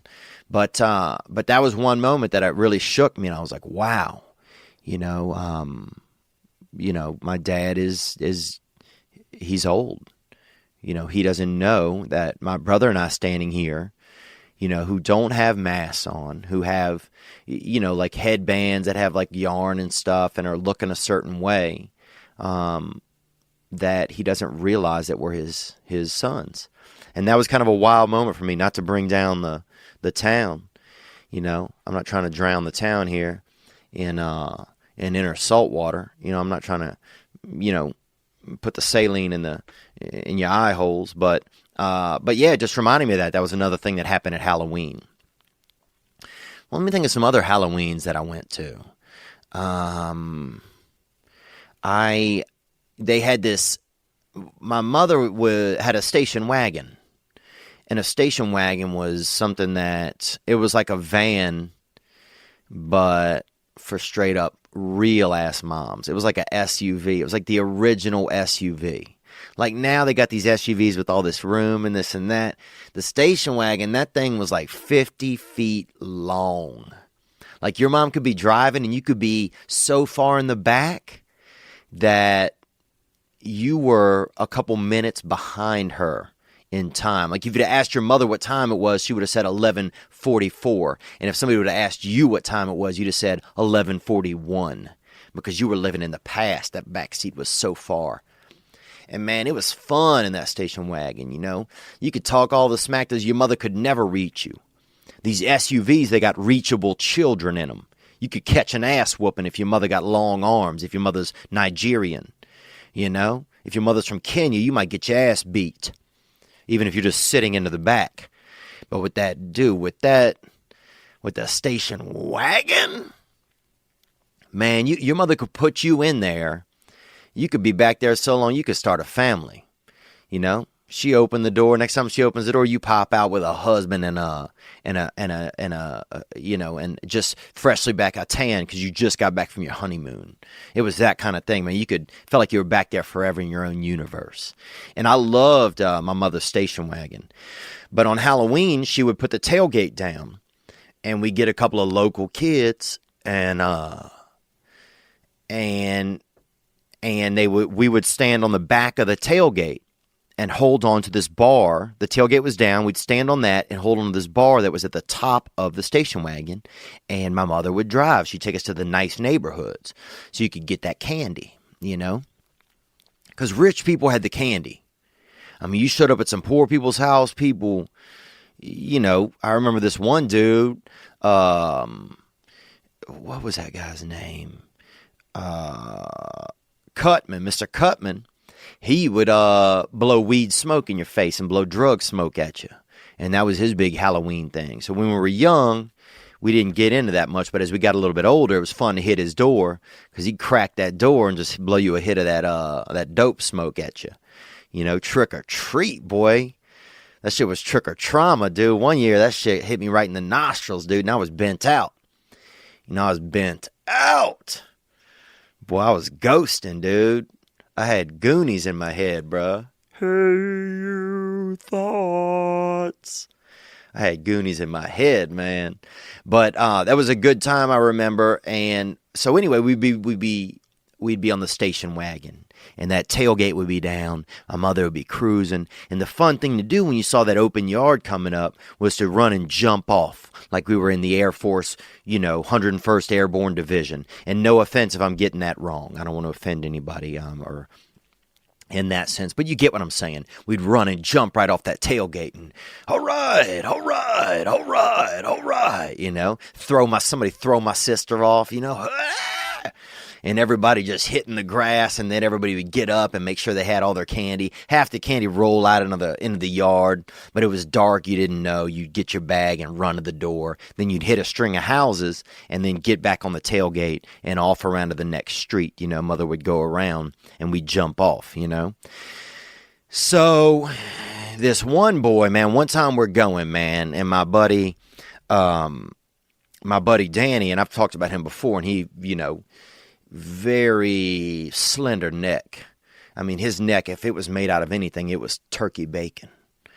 And so he was long, you know, and long people, they're out there. You're more likely to catch a cold. My dad always told me you're more likely to catch a cold when you're long because there's more of you. You know, if I'm only 20 inches tall, there's only 20 inches of me where a cold can land. But if I'm 27 inches tall, I'm a little longer, then those molecules or those, you know, those viral antibodies or bodies that are floating around, they can land. There's more room for them to land, you know. Like I'm telling you, it's easier to land on Saturn than it is on Pluto because there's more space. That's what I'm saying. So my boy Danny was long. And he went running off, and we were, we're jumping off that tailgate, hitting the yard, you know, rolling over, running up. And Danny goes running, dude, jumped. and literally landed right onto a fire hydrant that was in somebody's yard, man. And I heard a sound come out of that boy. It didn't come out of his voice box. It was almost like his bone marrow just let out a fucking shriek. Like his bone marrow let out a shriek. And that's when I knew that nighttime was dangerous, man, and that the devil lurked sometimes on Halloween. He was never the same. He was never the same before that. But he was double never the same. After he just jumped sheer darkness and just caught that fire hydrant just to the whole neck and body. You know, and the crazy thing is you could pop that hydrant open and run water across him forever and he would never get back to normal.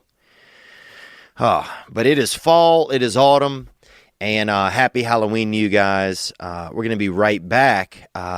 Just a second. I got Ari Madison's studio. I got a new way we're going to use him. I got a plan. Bear with me. We got a few calls that came in about the NFL.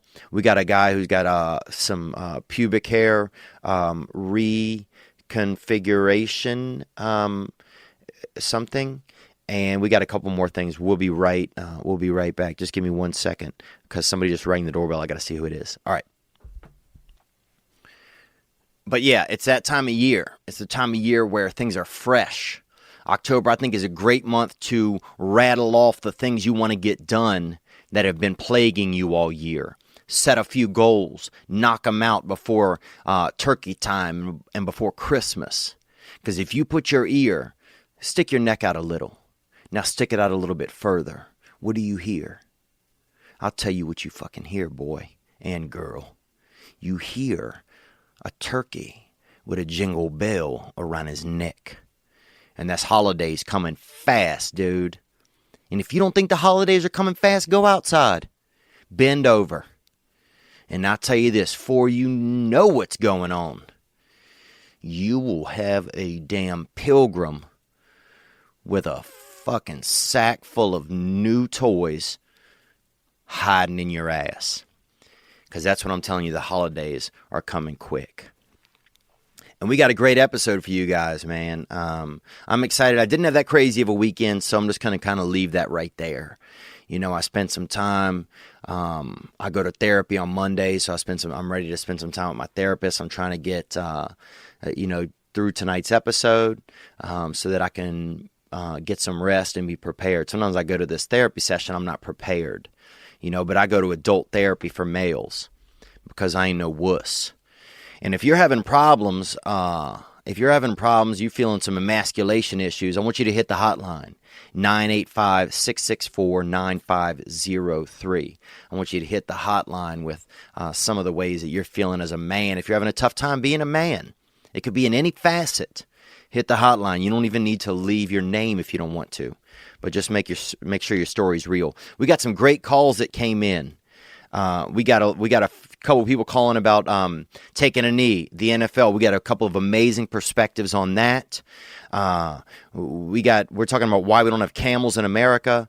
We're talking about a follow-up call from a gentleman who, we talked about it last week about what would the price be that you would let your loved one get out there and do sex with a stranger, an expensive stranger, a stranger that's got some money, the rich.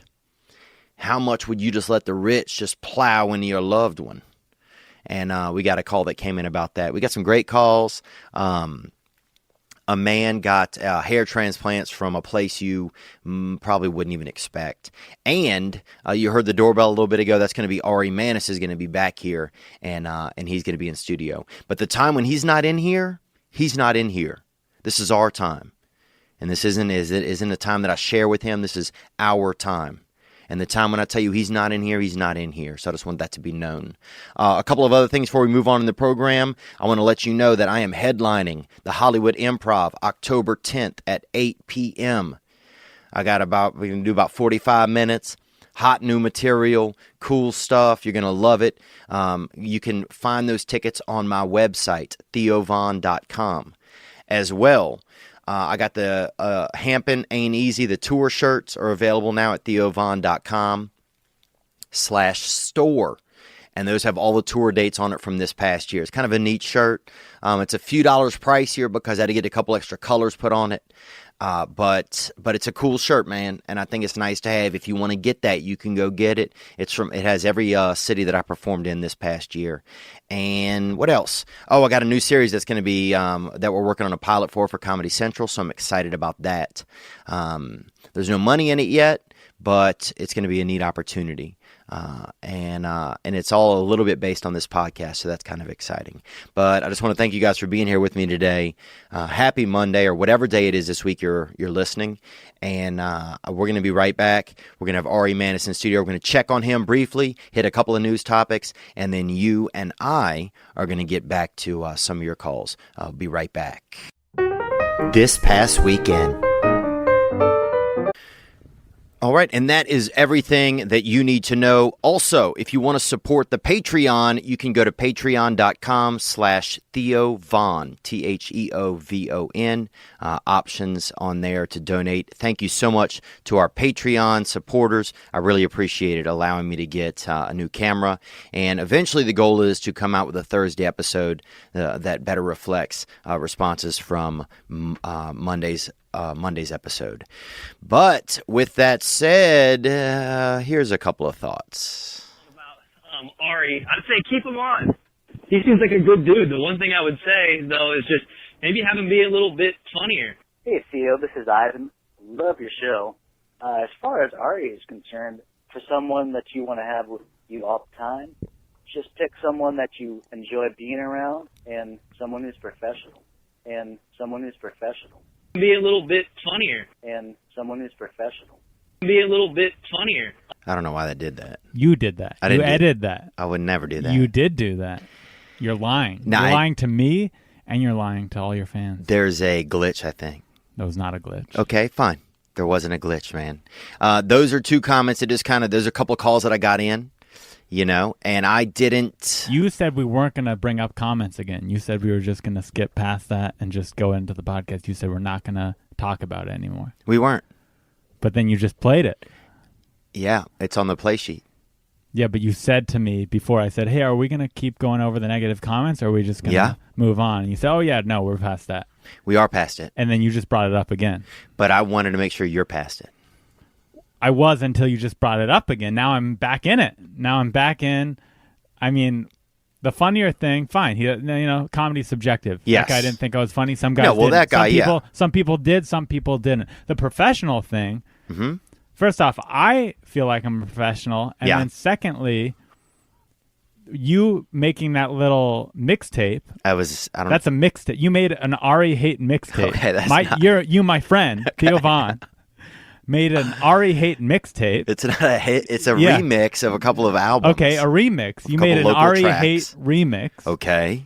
Which makes me think that you think I'm unprofessional. No. Do you think I'm unprofessional? Not at all. That's why I was going to if you'd let me gather my thoughts a little bit, I was going to contradict what some of these guys were saying. I don't think you were. Really? No. What do you think? I was going to let you just drown out there in the dirty water? Just letting me out here to drown. That's okay. I guess that's what people want these days for entertainment. No, I mean, it's very Rome. It's very Rome these days in the podcast world. They want to see you get killed by a lion or fight 1,000 squirrels. There were some men that if they didn't have a lion, they would get thousands of squirrels to fight men. Did you know that? I did not know that. Yeah. Is that true? Yeah, it's crazy too. You're not pulling that out of something you think might be true? No, not at all. It's a real thing. All right. Cool. Well, here he is, guys. Ari Manis right here. And what I want to say is what's going on in Ari's world. I just want to do a check-in with Ari. So, life's good. Me and my girlfriend, we made up. Yeah. Last we checked, you guys had just made love after the Grand Canyon. Yeah, we had gotten back together at the Grand Canyon. Things were a little shaky. I think we're on good terms. Mm-hmm. We went to San Diego together. Oh, that's cool. What was the occasion? Past weekend. It was my younger brother Jonah's birthday, and I lined up some shows as well. So I was doing some comedy and was going to visit my 17-year-old. I'm 18 now. He just turned 18. And so we celebrated by going to the whorehouse in Tijuana, Mexico. Really? Yeah, the Hong Kong. You ever been there? I've never been there. Well, Did you take Jonah? No. Jonah stayed behind, even though he is allowed to go. Now he's 18. In Mexico, 18, you're allowed to fuck whores. Oh, you're allowed to get murdered at 7 or 8. You're allowed to do anything. Yeah. But no, this was just me, my girlfriend, and one of my buddies, another comedian who was on the show. Okay. And yeah, so we went, and I've been there 4 or 5 times now. I love the place. You just go there, $80. You could just have your way with a woman of your choice. Wow. And now, do you feel any like emotional repercussions from that? Do you walk out of there feeling like, this isn't good for me, or this isn't good for my psyche, or something like that? Or you just feel? Honestly, the first time I walked out of there, yeah, I felt it was cool. It was like, I can't believe this place exists. Yeah. Because, prostitution here exists, but it's this really shady, internet, secret, grimy, dangerous maybe. Yeah, it's like you got to field. Hide in a recycling bin and just wait till some kind of, Yeah, you tiptoe around it. Yes. They're not called prostitutes. They're called escorts. There's all these rules. Yeah. And they do a background check. Here, it's this legal establishment. Nice establishment, in fact. Now, when you clean. walk in, what is it like? Is it like a CVS? Is it like a Ready-Med? Is it like a 24-hour medical center? Like, what vibe is it? It's kind of just like the nicest strip club I've ever been to. I've only been to a couple strip clubs in the U.S. And is it well lit? How's the lighting in there? It's lit kind of like a bar, so it's not super bright, but it's not dark. You could definitely see around. There's $4 beers. There's 3 stories. There's jacuzzis. There's stripper poles. There's women. There's people drinking. There's parties, bachelor parties, friends hanging out at tables, drinking beers. And so you walk in there, and there's just all these women lined up and down the place. Probably, I'd say, over 100. Can you smell crotch in the air when you walk in there? Honestly, be honest. You don't have to. You don't smell crotch. What you smell is cleaner. Yeah, cleaning products. And it's I forget the name of it, but there's. Is it scented in any way, like orange cleaner products, or is it just basic cleaning? I think it's government type of cleaning. I think products? It's basic Mexican government cleaning products. Okay, because it smells a little different than the cleaning products here. Yeah. It smells like 99-cent store cleaning product. Right. So it smells like you're just... lower-end cleaning product. Right. Maybe the cleaning products aren't as good, but the people who are doing the cleaning work harder. Yeah, they work good. It felt clean. Right. And there was no part of me while I was there that was thinking, this place is gross. Because in America, you get a $3 Windex or a Shine-X or whatever. It's $3. But the person doing the work's putting in $1 worth of effort. That's right. But down in Mexico, you get $1 worth of product. Yeah. But you get $3 worth of effort. I think I never thought about that, and you're spot on with that. So you go in there and you do it, and I've been there 3 or 4 times. Now, were you nervous when you walk in? Because I would be extremely nervous in there. I was only nervous this time because I'm with my girlfriend. Okay. And she says she's cool with it. She's like, I don't care. They're just prostitutes. They're not cheating on me if we go here. She was thinking she would get into it. She goes, I'd be down to watch you have sex with a prostitute. Wow. And I think that could be, kind of hot and fun. Yeah. So we go very, in it's very Lake of the Ozarks, Missouri. And that's swinger country if you never spent time on Lake of the Ozarks. Yeah, I didn't know what you were referring to. Oh, yeah. There's a good, I wandered into a swingers weekend up there one time on accident. Yeah, did you partake? No, I couldn't do anything. I could watch the bingo that they played, and then I wasn't supposed to get in the elevator from like 11 to 1 a.m. because it was basically just like a fuck trolley just going up and down the building. But I did press the button one time and the doors open, and there was just a brother in there just putting down the hammer on some older white women. But anyway, go on.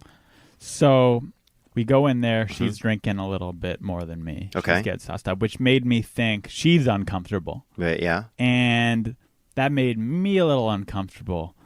And I kind of just got this vibe that she was just pretending to be into this whole experience. Your girlfriend? To be cool. Yeah, to be the cool girlfriend. Of course. That is letting me have sex with a prostitute. So I didn't end up doing it. Yeah. I ended up not partaking. Did it feel like a gang? Like, because at that point, when you say that, the cool girlfriend that's letting me have sex with a prostitute, that makes me think like gang. Like somebody that's in a gang. Like Latin like she's in a Kings. gang? No, like you, this is all some type of gang type of. That seems like something that happens in gangs. Like I'm gonna bang your friend. You stay here. Huh. You have this snack or something, and I'm gonna bang your friend. Like sounds like you know more about gangs than I do. But there's like initiation type stuff, and the girls probably play along with stuff to seem cool and comfortable. Yeah, it just felt like maybe because we were on weird terms from our last fight, and she wanted to be like, who takes their make girlfriend to the gets in a fight at the Grand Canyon and to make up for it, takes them down to a hooker house in Tijuana. Yeah, it was just one of those things.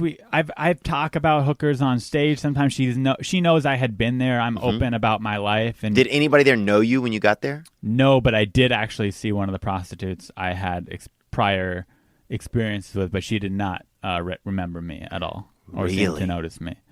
And did you tell your girlfriend you'd been with that woman? I did. Wow. I said I got that one last time, and she was like, "Oh, cool." And so, and I don't think that bothered her. We're fine from this whole experience. Nothing affected our relationship from this. I think mainly though because I was keen enough, and I picked up on the fact that she didn't really want me to do it, and she didn't really want to see that, and I felt that. So, because I'm a gentleman, and because I care about her, I decided, hey, I don't want to. I said, I don't really want to do this. I said, you're prettier than all these girls. You're much more beautiful, which is true. She is prettier than all those girls. Yeah, she's a pretty lady. And I said, we don't need to do this. We got some delicious street tacos right outside a Mexican taco truck there. And right outside? Yeah, right outside the whorehouse. There's this taco truck. We got a whole plate of tacos for $4.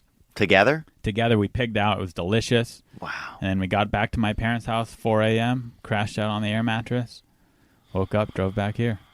Unbelievable, dude. Yeah. It's almost like a modern-day Romeo and Juliet. You know? Yeah, except better. Interesting. Ari Manis, well, I appreciate that check-in, man. I appreciate you letting us know what's going on. Yeah. Why don't you lead us into a couple of news categories? All right. First category, speaking of, sex, semen-contaminated flutes might have been given to children. So the California school officials warn that several school districts in Southern California, they were flute donation, musical donation from this man, I guess, who started an organization called Flutes Across the World. And now they think that the flutes he donated in, he also jerked off onto and then gave them to kids. Wow. I mean, that's... how are they going to know? It said in the story they don't know how this came, how they found out, but someone found out. But there's semen everywhere. Like, it's like when you walk into a motel or a hotel or an abandoned building, you know, when you find a stray dog, you know, like you could go look on the YouTube, man. There's people out there spending way inaccurate time with animals, you know. It's like there's semen on everything. We're made out of semen when you think about it. We're from it. Everybody wants to walk around and act like, you know, it's this taboo product. You know, like it's something that people are, you know, secretly bussing in from China or something, or from Korea. We're semen. You are semen, dude. I agree with what you're saying, 100%. So a little on a flute but from some kid who's even more recently of seed than us. I just, who are they going to say did it? I'm sure they'll probably say Trump did it. No, next. they're saying the guy who donated the flutes did it. But was what also I'm doing saying, seed. Well, you know what? That doesn't surprise me. A guy that has a bunch of flutes, yeah, seems like a guy that probably is jerking off on the stuff. First of all, if you know anybody that has more than one flute, I'd phone them in right now, bro. And the number to call for that is 911. I say you get what you pay for. They took these free flutes. Yeah. They're free flutes. Yeah. You can't be complaining about, if you don't want semen on your flutes, then buy brand new flutes on Amazon. But if you're going to take these donated flutes, yeah, you get what you pay for. Yeah, that's the thing. You want a handful of free marbles, dude? They smell like the inside of my ass. You know what? That's life, dude, and that's God's plan for us right now. All right. That's the news, man. Speaking of that, that's the news. Let's get into one call right here while we got Ari Manis in studio. Here we go. And the number is 985-664-9503. You can always hit the hotline with any thoughts, comments, concerns, or questions. Let's tap into this right here. What up, dude? The name's Jep Toy. Jep Toy. Asian? Jep Toy? You're thinking of Joe Coy. From Kentucky, Louisville, Kentucky. Just wanted to let you know that I, too, had a hair removal procedure. This is in response to the hair transplant that I got almost 14 days ago. I kid you not, man, but it wasn't on my dome. It was on my face. So, you know, I have a hard time growing a beard. I got that engine in me. And that means Native American. I don't think he's talking about Hemi. But he, and I know what he's talking about, actually. There's part on my throat, it's almost like a choke mark where I swear my mother choked me when I was young that will not grow hair. Yeah, I can't grow a full beard. Yeah, that thing is way shoddy, dude. Okay, well, no, and that's actually keep bringing me down. My bad, dude. Yeah. You know, it doesn't look that bad. It looks like scruff. Some chicks like that. Yeah, it looks like you've been kind of living in New York, but outdoors. Yeah. In my family, and so I can't grow a lot of facial hair. Okay, guy. Well, let's get to it. So, you know, if you grow like a chin beard or a neck beard, you know, the hairs are a little greasy. Chin beard and neck beard look a lot like pubes. They do. And so I'm actually going through the procedure right now of getting some pubes, because I got plenty of those, transported to my face. Now, I'm a little worried, though, and I asked for your prayer request. Just want to let you know that you're not alone in this, and God bless you. Wow. He took it to the Lord at the end. And I've been at Halloween before where we needed beards and stuff, and we would cut off pubes and each other's pubes because some people had better stock, and use that to make our beards and mustaches for Halloween, outfits. What do you think about this, Guy? What do you think about this, Ari, about getting that transplant? If this is real, to me that sounds like a prank phone call. Really?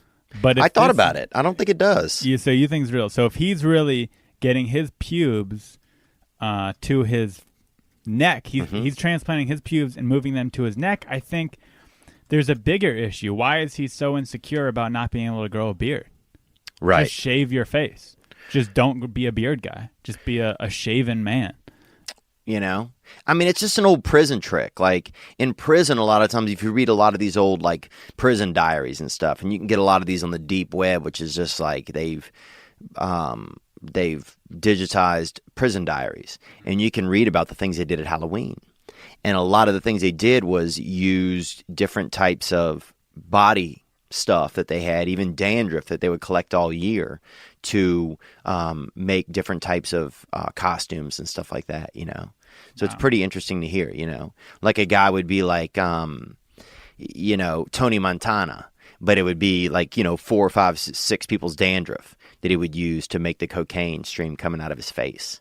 You know, and it's almost spookier that way. You know, when you leave the house with 4 people's dandruff glued to your cheek. Yeah, that's scary as shit. And your cousin, and a pubic mustache made out of that your cousin grew for you. You know, that's Rochester, New York, right there. Be a little bit funnier. Oh, this is broken again. It's not broken. Okay. Be a little bit funnier. God. All right. I guess I forgive you. Thanks for having me on, buddy. You bet. Ari Manis, ladies and gentlemen. And I'll be right back in just a second with, we're going to get into the rest of these calls. We got some great ones. This past weekend. Okay, and we are back with Ari Manis is out of here. I think we're just going to continue to try this for another week at least, see how it fits with Ari. I liked him.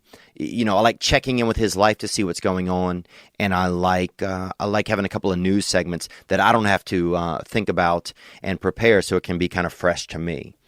But let's get into some of your calls. We had a lot of great calls about the NFL, and a lot of great calls about the sitting, taking a knee, the national anthem issues, and I thought a little bit more about it over this past week, and I think everybody did, because it's something that's in the air, and certainly in the past few years, I found myself thinking a lot more like, what are my thoughts innately and feelings innately towards people that are different than me? Where do I stand? What do I think? What do I feel? I find myself doing that more. And I think that that's great. Awareness is eventually key in every aspect of your life. But what I'm also noticing is, and hearing about, that the take a knee thing was very vague. It was like, okay, well, we're upset at racial injustice. Then we're upset at Trump. And then we're like, it's a police brutality. It was like, well, what's it for? You know, I understand it's for different things, but it was just, this is the first year that I really felt like it was, you know, it just seemed, because if you, it almost started to make it so that the awareness stuff is starting to lose some of its effect. That's what I felt like. Because every week and every day, if you keep saying, oh, this is about awareness, this batch of cupcakes is about Black Lives Matter, this casserole is for DACA repeal, it gets to be overwhelming, so that nothing is for anything. Because if you're saying that everything is something, then nothing is for anything. You know, it's like it just wears it out. And I think people are starting to get worn out. And I've noticed from different friends of mine that there seems to be this vibe that people are just tired of hearing constantly about blame. You know, if you want to blame white people forever about the issues of the world, then you can start in Britain. You know, humanity's civilization apparently began in Africa and Egypt, I think. So if you want to go all the way back to there, keep on going. We can keep cruising through the history books. And you want to blame it on 2 organisms in a desert that got hit by lightning? Or you want to blame it on 2 monkeys that met in the woods? Or you want to blame it on Adam and Eve? I mean, at a certain point, you're just going to keep, like, at a certain point, we just have to look at where we are. And we have to look at what role we are also currently playing in our own problems. Because that's some of the issue that I start to have personally is, well, yeah, I know that there's issues in America where there are racial injustices. I know that some people don't have as good of opportunities as other people. I know those things. I think that most people want to fix them, but and are happy to find ways to do that. But if someone just constantly just yells, everything is wrong, at a certain point, they're not helping, I don't feel like. They're not helping to be part of the solution. So I guess I'm just trying to be a little bit more solution-oriented. You know, and also, what role do you play in your own problems? You know, like, yes, there's tons of problems in the Black community, but there's also some of those problems are problems that the Black community needs to help solve needs to at least work together with other people to solve for themselves. You know, like, not everything is white people's fault. You know, if you are, and I hate to use black and white just as the only example, but that's just like the biggest example that's going on right now. You know, but I just hate to see activism get diluted by being overused. And maybe that's naive of me to think that that's not even possible. And I'm open, if that's the case, then I'm open to be corrected there. But I just hate to see, it's not like the boy who cried wolf. It's just like the wolf keeps crying boy. It's like the wolf just says, boy, boy, boy, boy, boy, boy, boy. You know, and there's never any real communication between the boy and the wolf. It's just the wolf keeps yelling boy. And at a certain point, it's like you can't hear the wolf yelling boy anymore.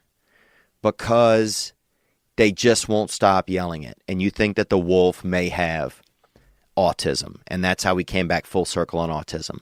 And people say, well, Theo, you can't talk about autism. Guess what? If I show up on the spectrum, then I can. And if you want to put me to a test, I'll take it any day of the week, dude. You can blindfold me and put both my hands under a baby's ass and put a number 2 pencil in my mouth, and I'll fucking take that test with my tongue.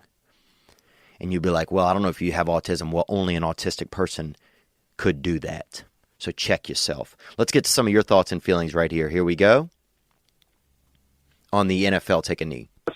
You were talking about taking a knee for the anthem during football games. Now, I don't really see what taking a knee during a football game has anything to do with police brutality, so I don't really see the connection of the protest.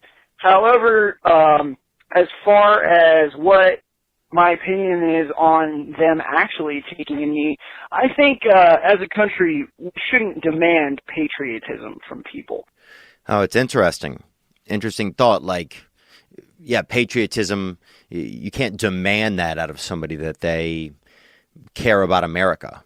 That's true. To me, that feels unfortunate that they don't, but it feels true that we shouldn't be able to demand it. Onward. Demanding patriotism from people is the sort of thing that the Nazis and the Soviets used to do. Now, if somebody feels a general dissatisfaction with their nation and doesn't think that their nation deserves patriotism from them, then I kind of support their right to do that. However, at the same time, I kind of think the whole kneeling for the anthem thing doesn't really send the message of a protest against police brutality. Okay? And I love the podcast. Yeah, it just seemed a little vague. It seemed a little vague as to what was going on and what was happening. But yeah, you can't demand patriotism. I mean, he's right. That's how a lot of, evility gets started in the world. You would hope that people have it, but I guess we're just in such a diverse and different and a time now where some people have it and some people don't. Maybe America's such a melting pot now where a lot of places you don't see that much patriotism. I'll be honest, here in Los Angeles, I don't see it very much. I can go seek it out. On Veterans Day, I can go to the cemetery, or on the 4th of July, I can go to an event. But otherwise, you don't see a lot of American flags here in Los Angeles. I think maybe some places are just so diverse where some people, they don't care about America first even. I mean, I think some people do, but there's also a vibe in some places where they don't, and that's okay. Some people look at America almost as like an airport, it seems like, for the rest of the world, where you can come here and you can live here and you can shop here and you can get a hotel here and stay here, and then you can go back on to wherever, you care about more. I think that's a vibe in some places, but I think you just have to find a place then that reflects a little bit more of what you desire, because then you can live in a reality that is a little more comfortable for you. I think you still should recognize that there are these other realities out there, though. But I don't think there's anything wrong with living in one where you think you're best suited for. All right, let's go on to another call here. Theo, hey, it's Logan. Doing some weird stuff down here. Okay, Logan, thank you for calling. Doing some weird stuff down here. I don't know what that is, but I appreciate you checking in with us. Onward. So you were asking about comments about the kneeling, and I thought I might try a different angle, see what you had to say. So a lot of times people want to, it seems America is mostly about convenience. About convenience, he's saying. Go ahead. So, like, you don't see people standing up at the bar when the national anthem comes on. You don't see people standing up at home when the national anthem comes on. I'm not necessarily going to comment on the exact kneeling, aside from I don't really disagree with it. I'm kind of in the neutral zone. Can't really do much harm. It's up to the owners. I mean, it's up to the owners and the advertisers. It's not my fight. They're using their field. Okay, so he's saying that these players, if their owners are allowing them, the team owners are allowing them to do that, then, and that's where they want to use their stance to show uniformity and take a knee, then that's where they can do it. That it's up to the owners. And in the end, that's really true. I think if a lot of those owners started saying, you're not going to get a paycheck, I wonder how those people would adjust. because there's a lot of people in Los Angeles who, were probably afraid to say that they were Trump supporters or were voting for Trump because afraid they would lose their jobs, or in most of America or in different places, and vice versa. I'm sure there were a lot of people, in other places that were afraid to say that they were Hillary supporters or they would lose their jobs, and that's unfortunate. I think that we're at a point where people, don't want to or can't, that we can't even be open to other people's perspectives and ideas. I think if it's a dangerous perspective or idea, we can totally not accept it. But I think you still have to find ways to be able to hear it and to be open to it, because you might learn, you might change your mind, and change, I think, is always good. Even if you just change your mind a little bit and take a little piece of what they know or their perspective, I'm grateful right here because I'm thinking about some different perspectives because you guys are calling in with them. But that's true. He's also saying, like, how big of people at bars aren't standing up and doing the Pledge of Allegiance. Could you imagine that if everybody in a bar? Now, in some countries, they may. I feel like if you get to some of these other countries, you're at an Irish bar or something and it's a soccer game, that they might really get down and put that hand on the chest. But I don't think that they're doing that here in America. But then that's part of the being at the game. It's like when you're at the event, that's where people do it. But I'm also thinking, I'm feeling that even after a week or so of this going on, that people are starting to lose. They almost just don't care what these players do, and not because they're black or not because they're white or because they're Latino. And it's only a few Asian players, I believe, but just because it's getting hack. It's getting old. It's getting old without us having more of a direction for solution. And I think that it's getting old just pointing fingers and not pointing the finger also at oneself to figure out how can we better, how can we better achieve the successes that we want in America. All right, let's grab another call on Take a Knee. Here we go. Hey, Theo, this is Brant from Tacoma, Washington. Hey, Brant, I appreciate you calling, brother. Tacoma. Now, that is outside of Seattle, probably about maybe 15 miles, and that is a little bit of cowboy country. And if you like pine trees and evergreens and cowboys at the same time, you can get that in Tacoma. Now, sometimes people think of Seattle, that's fish country. And that's up there. People, they got men even breastfeeding children and people shaving their chest hair and making wallets out of them and all that kind of stuff. A bunch of dream catcher addicts and people, eating homemade cinnamon made out of their own, skin flakes and flavors out of nature. But if you get outside of Seattle, not even far, Tacoma is a little more cowboy country. So they might have fish out there, but they call it water cattle. That's what they call fish over there in Tacoma. They call it water cattle because that's the livestock of that salty H2O. All right, onward.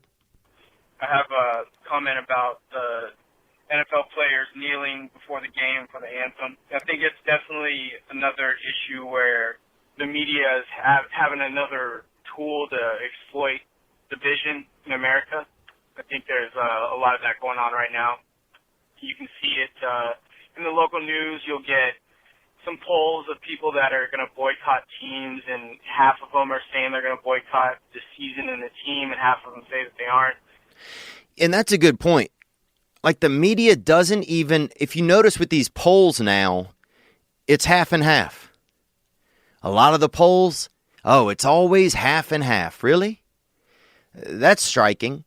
Because if they can keep it half and half, then they can keep it, then they can make it seem divided. And that's just interesting, man. It used to be a poll was a real poll. And not since the election have I trusted any polls. I don't care who the poll is from. Because the problem is the people taking the polls and the people running the polling companies, the friends or the whoever they're even polling, they don't even those people are just like people. You know, a buddy of mine runs a network here in Los Angeles, and he's telling me that, well, the first thing we do when we want to see if a show is good, we take it downstairs and we ask everybody who works in our company. Yeah, but 98% of the people working in your company have gone through the same schools, or, friends of who are already in the company got them the job. It's like just asking the same person. That's why I feel like taking polls where you don't have an accurate group to take them from just doesn't end well. But yeah, it's kind of fascinating that the polls are always 50-50 now, and that behooves the media the most because it keeps people arguing. And that's not every case. I understand that. Onward. It's a 50-50 divide, similar to what you're seeing with bipartisan affiliation and what people are doing there. You have the Charlottesville issue and just a lot of division in America right now, in the U.S. And the media is highlighting it. The media is supposed to be a tool that helps inform us, but it's certainly changed into something different to where it's entertainment, and it's ruining people, and it's giving us all false impressions of what's actually going on. That's true. It's a good point. And I feel most bad. I appreciate you calling. And these are some good points. And I feel most bad, and that's not the right term, but I can't think of it right now. I feel most bad for seniors who are older, who are in hospice, who are, maybe their spouses passed away, left for heaven or wherever. And they've always thought that the world was a good enough place. And they thought that maybe they're leaving the world better for their children, or that they raised their kids right their whole life, or did the best they could. We'll say that. And then now here you have, and they don't realize that the news has turned into this, that the media has turned into this element that's not reliable, that's not just sharing information. And that's sad. That's sad because they think that then, I bet that causes a lot of depression in them.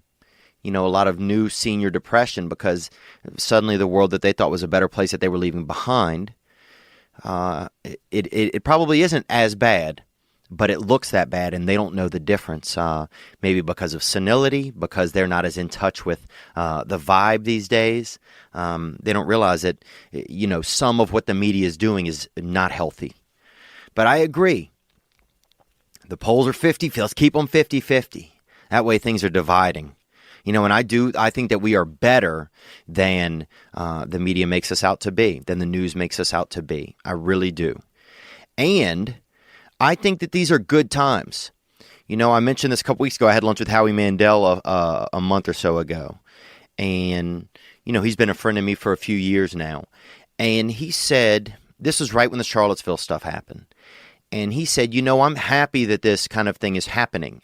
And Howie's Jewish, I think at least half Jewish, if you can even just be half. But he said, I'm glad this kind of stuff is happening because now at least you know who people are. Before maybe you didn't know where the guy across the street stood. What his thoughts were, what his real feelings were.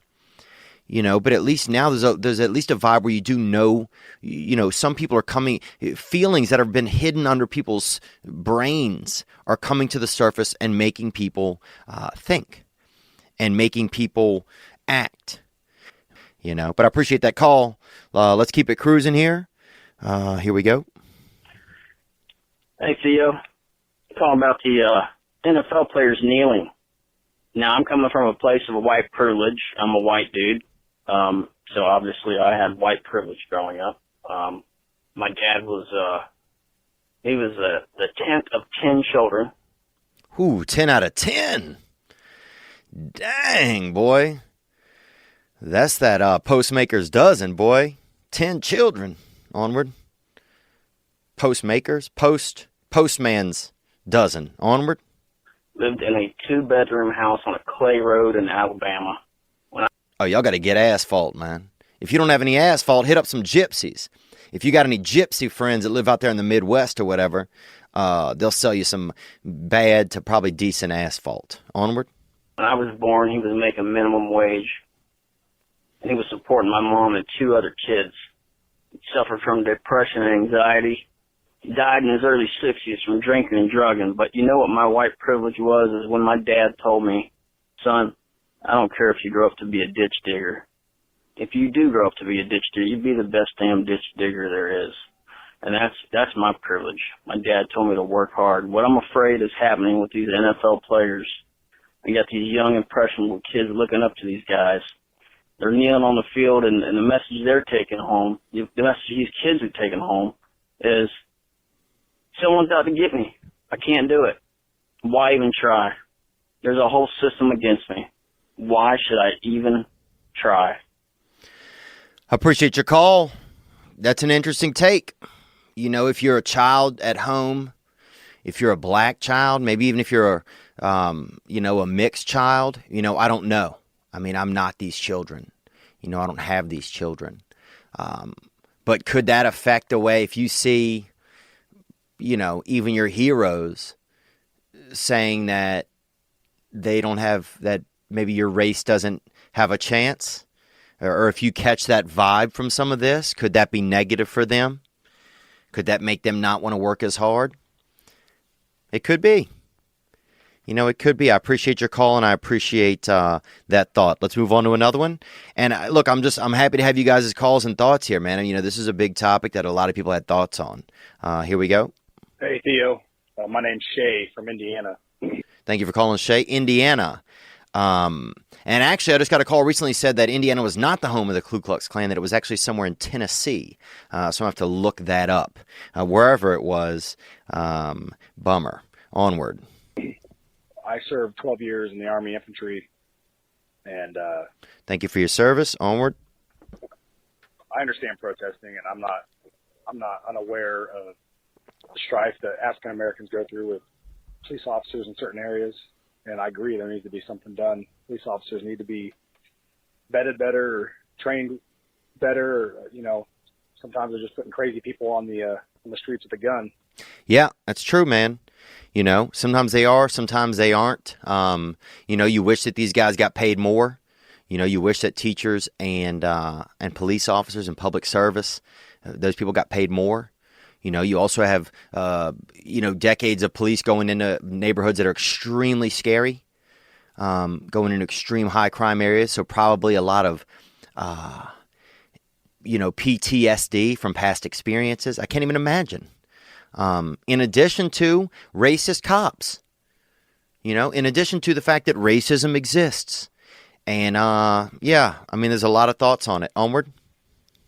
But for me, when I see people kneeling at the anthem like that, you got to think about why we do the national anthem to begin with. Is it just an unknown ceremony? No. We're doing it to raise, to understand where you come from and the liberties and the freedoms that you have, because people did die. They lost limbs. They lost lives. They sacrificed their minds so you could live in a place like this. That's a powerful line. They sacrificed their minds. It's a good line. Onward. And I completely agree. We need to fix things. Things do need to be fixed. But if you're going to use your platform, use it for good, use it for positivity, and let's figure something out, and let's make people aware. Doing a senseless act by just kneeling, it just causes division and hate. But that's my high horse, or my stand. Thanks, Theo. Thank you. Appreciate it. Yeah, it makes me. Yeah, I mean, are we helping? Is this helping? Are we finding solution? Because I don't think the media doesn't care if we find solution. If we solve the problems in the world, let me tell you who doesn't benefit. Probably the news networks. Can you imagine if the world were good and comfortable? Would we even turn the news on if we knew that everyone was doing okay? It makes you start to ask yourself, well, why do I even watch news? Am I addicted to the hatred? Am I addicted to the, to the negativity? Am I supporting it by the things I watch and the things that I, click on? I don't know. I do not know. All right, let's hear a little bit more. Let's take another call right here. Hey, man. Why we don't have camels here in North America? Seems like they can live in the rest of the regular world in sand and hot sun and just the sun burning the sand on their feet, and they can get all that water in them. I think they would do a lot better here. And Dang, bro. I appreciate the call. Yeah, why we don't have camels. Why we don't have camels here in America. That's a great question. You know, it is. Because, you go to some of these other countries and they have camels. You go to India. Oh, you'll see a camel. Look out in the woods. You'll see a distant camel. You go to, where else? You go to Africa. Oh, they got camels out there. If you got a hat made out of reeds, made out of reed pieces of greenery, a camel will eat your hat. First thing you stand in there and you got a little bit of shade on your head. Next thing you know, the sun is hitting you and you hear something chewing nearby, and that's a camel just ate your hat. So they have camels out there, but in America, you get around here and it's not like that. And I think part of it is because we're not as natural. I mean, dude, you go to Africa, you get a rental car, they might have a fucking sloth in the trunk.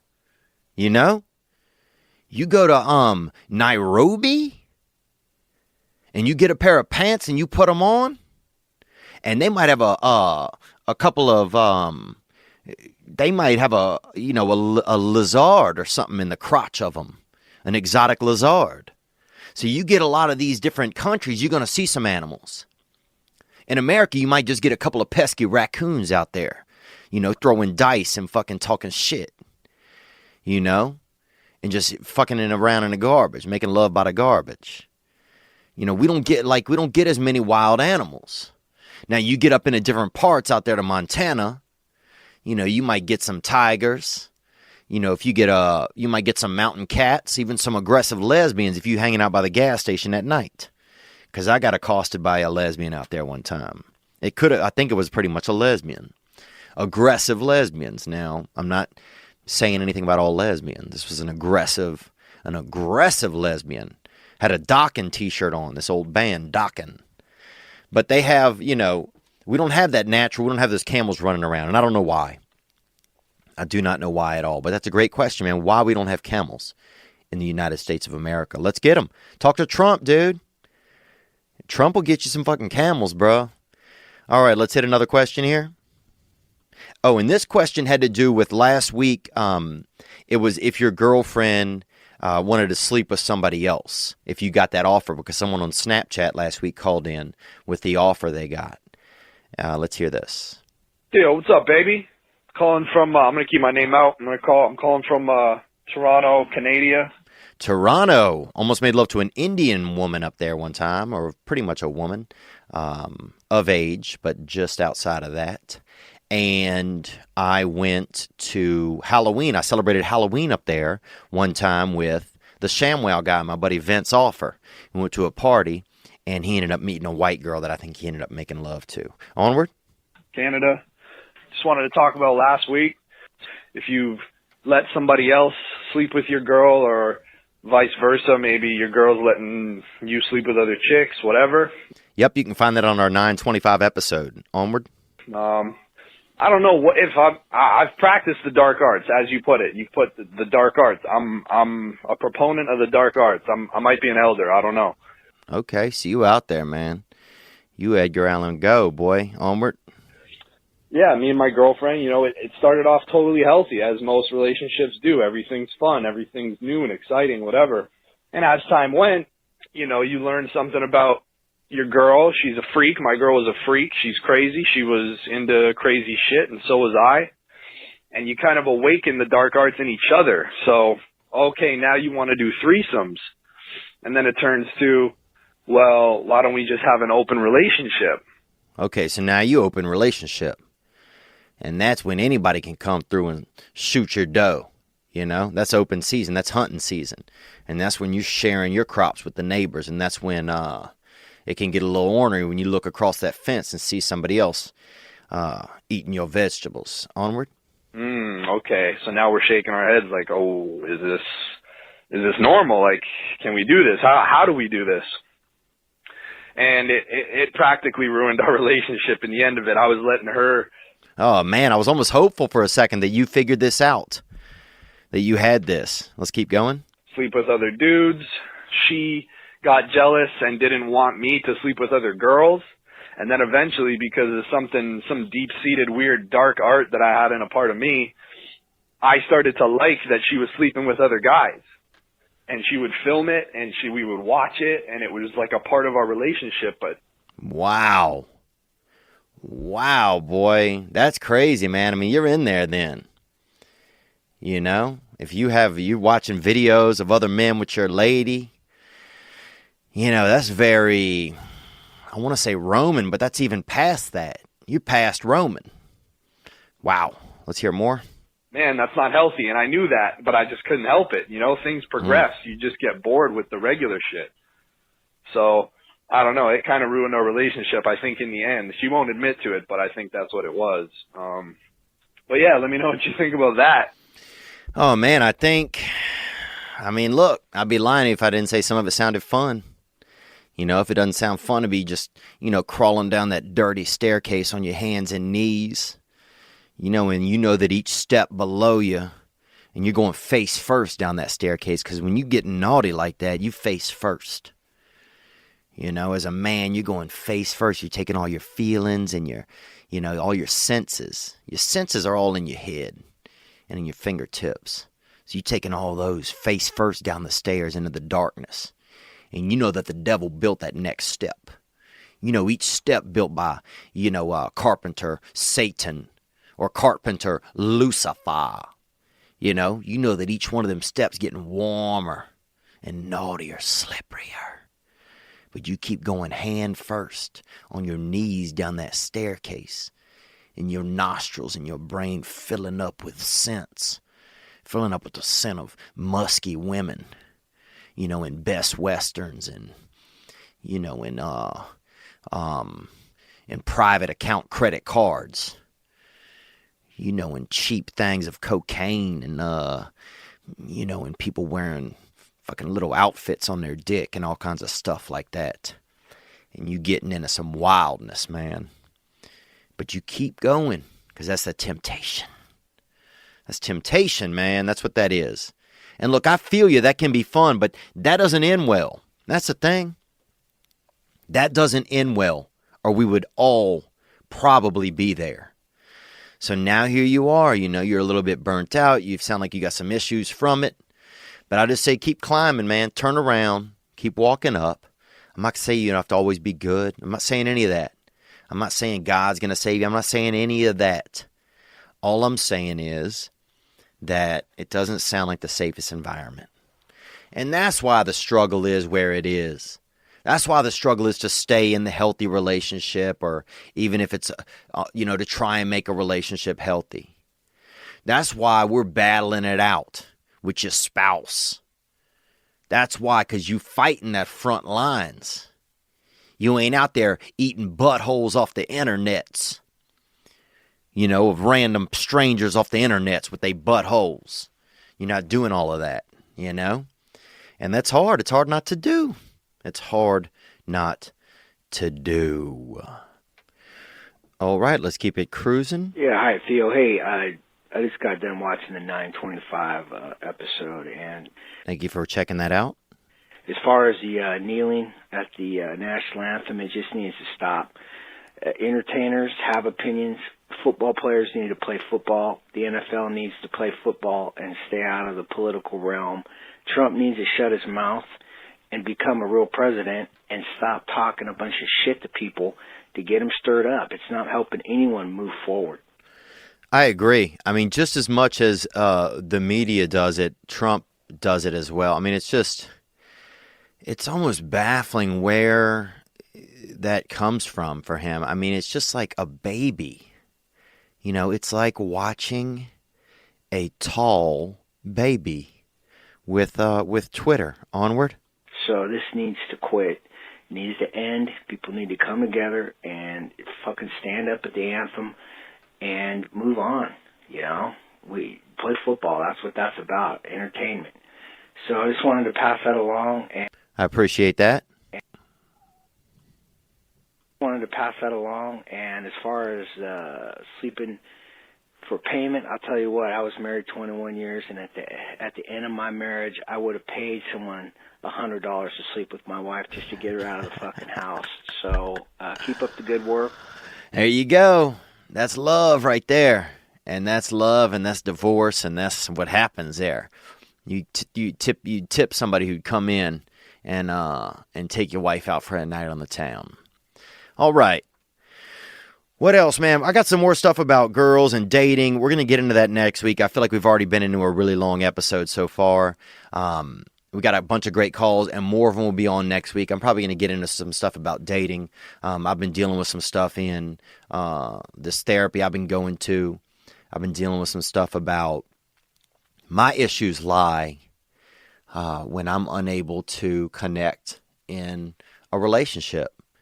You know, I even get caught up with, I got intimate issues, you know, when it comes to being in love and getting, you know, a comfortable, consistent level of intimacy. That stuff, whoo, that's hard. It's hard for me. It's hard for a lot of people. Dude, I'm telling you this. I'm sitting in a doctor's office the other day, and I'm talking to him about something that's okay. And I mentioned this, you know, just in passing, just about I was going to a therapist. And out of the blue, this man closed the door, and then he started telling me the problems he was having at home. And this is a doctor. This is a doctor talking to me about the problems he'd been having, you know, issues he having in his bedroom. And so, man, it's just they got people's out there dealing with that. People out there dealing. We afflicted, man. We're all afflicted. And that's okay. We've all got a problem, man.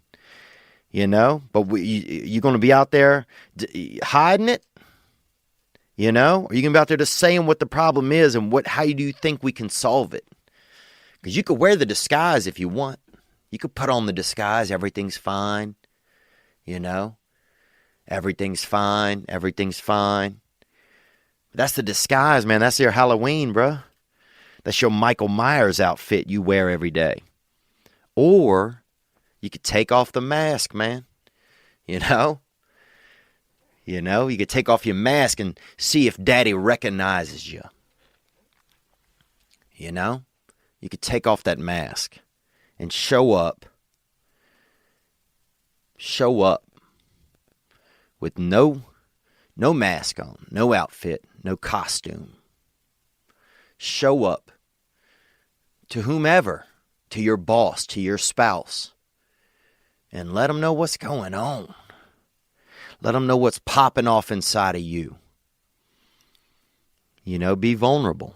Sometimes you got to show up and be vulnerable, man. So, and that's a tough thing to do. It's a tough thing for men to do. You know, and it's a tough thing, I think, for ladies, too. Ladies getting confused. Ladies used to be our maps, you know, I think at times for vulnerability. We would watch them and we would marvel at who they were. And now sometimes we've been led in directions where we don't know, you know, we don't know where we stand. We don't know who's who anymore. It's a little bit confusing. That's okay. We just got to keep navigating, you know. So if you Lewis, find your Clark. You know, get you a Clark. Can be a buddy, can be a loved one. You know, get vulnerable with a friend, man. Share. We just fucking out here, dude. We out here. We out here in space. I don't have any shame, man. You want shame, you keep shame. I'm not holding on to that shit anymore. I appreciate you guys calling, man. I'm going to take us out right here. This is Spencer Jacob Growl Band with a song that I love from them, man. Celebrate Living.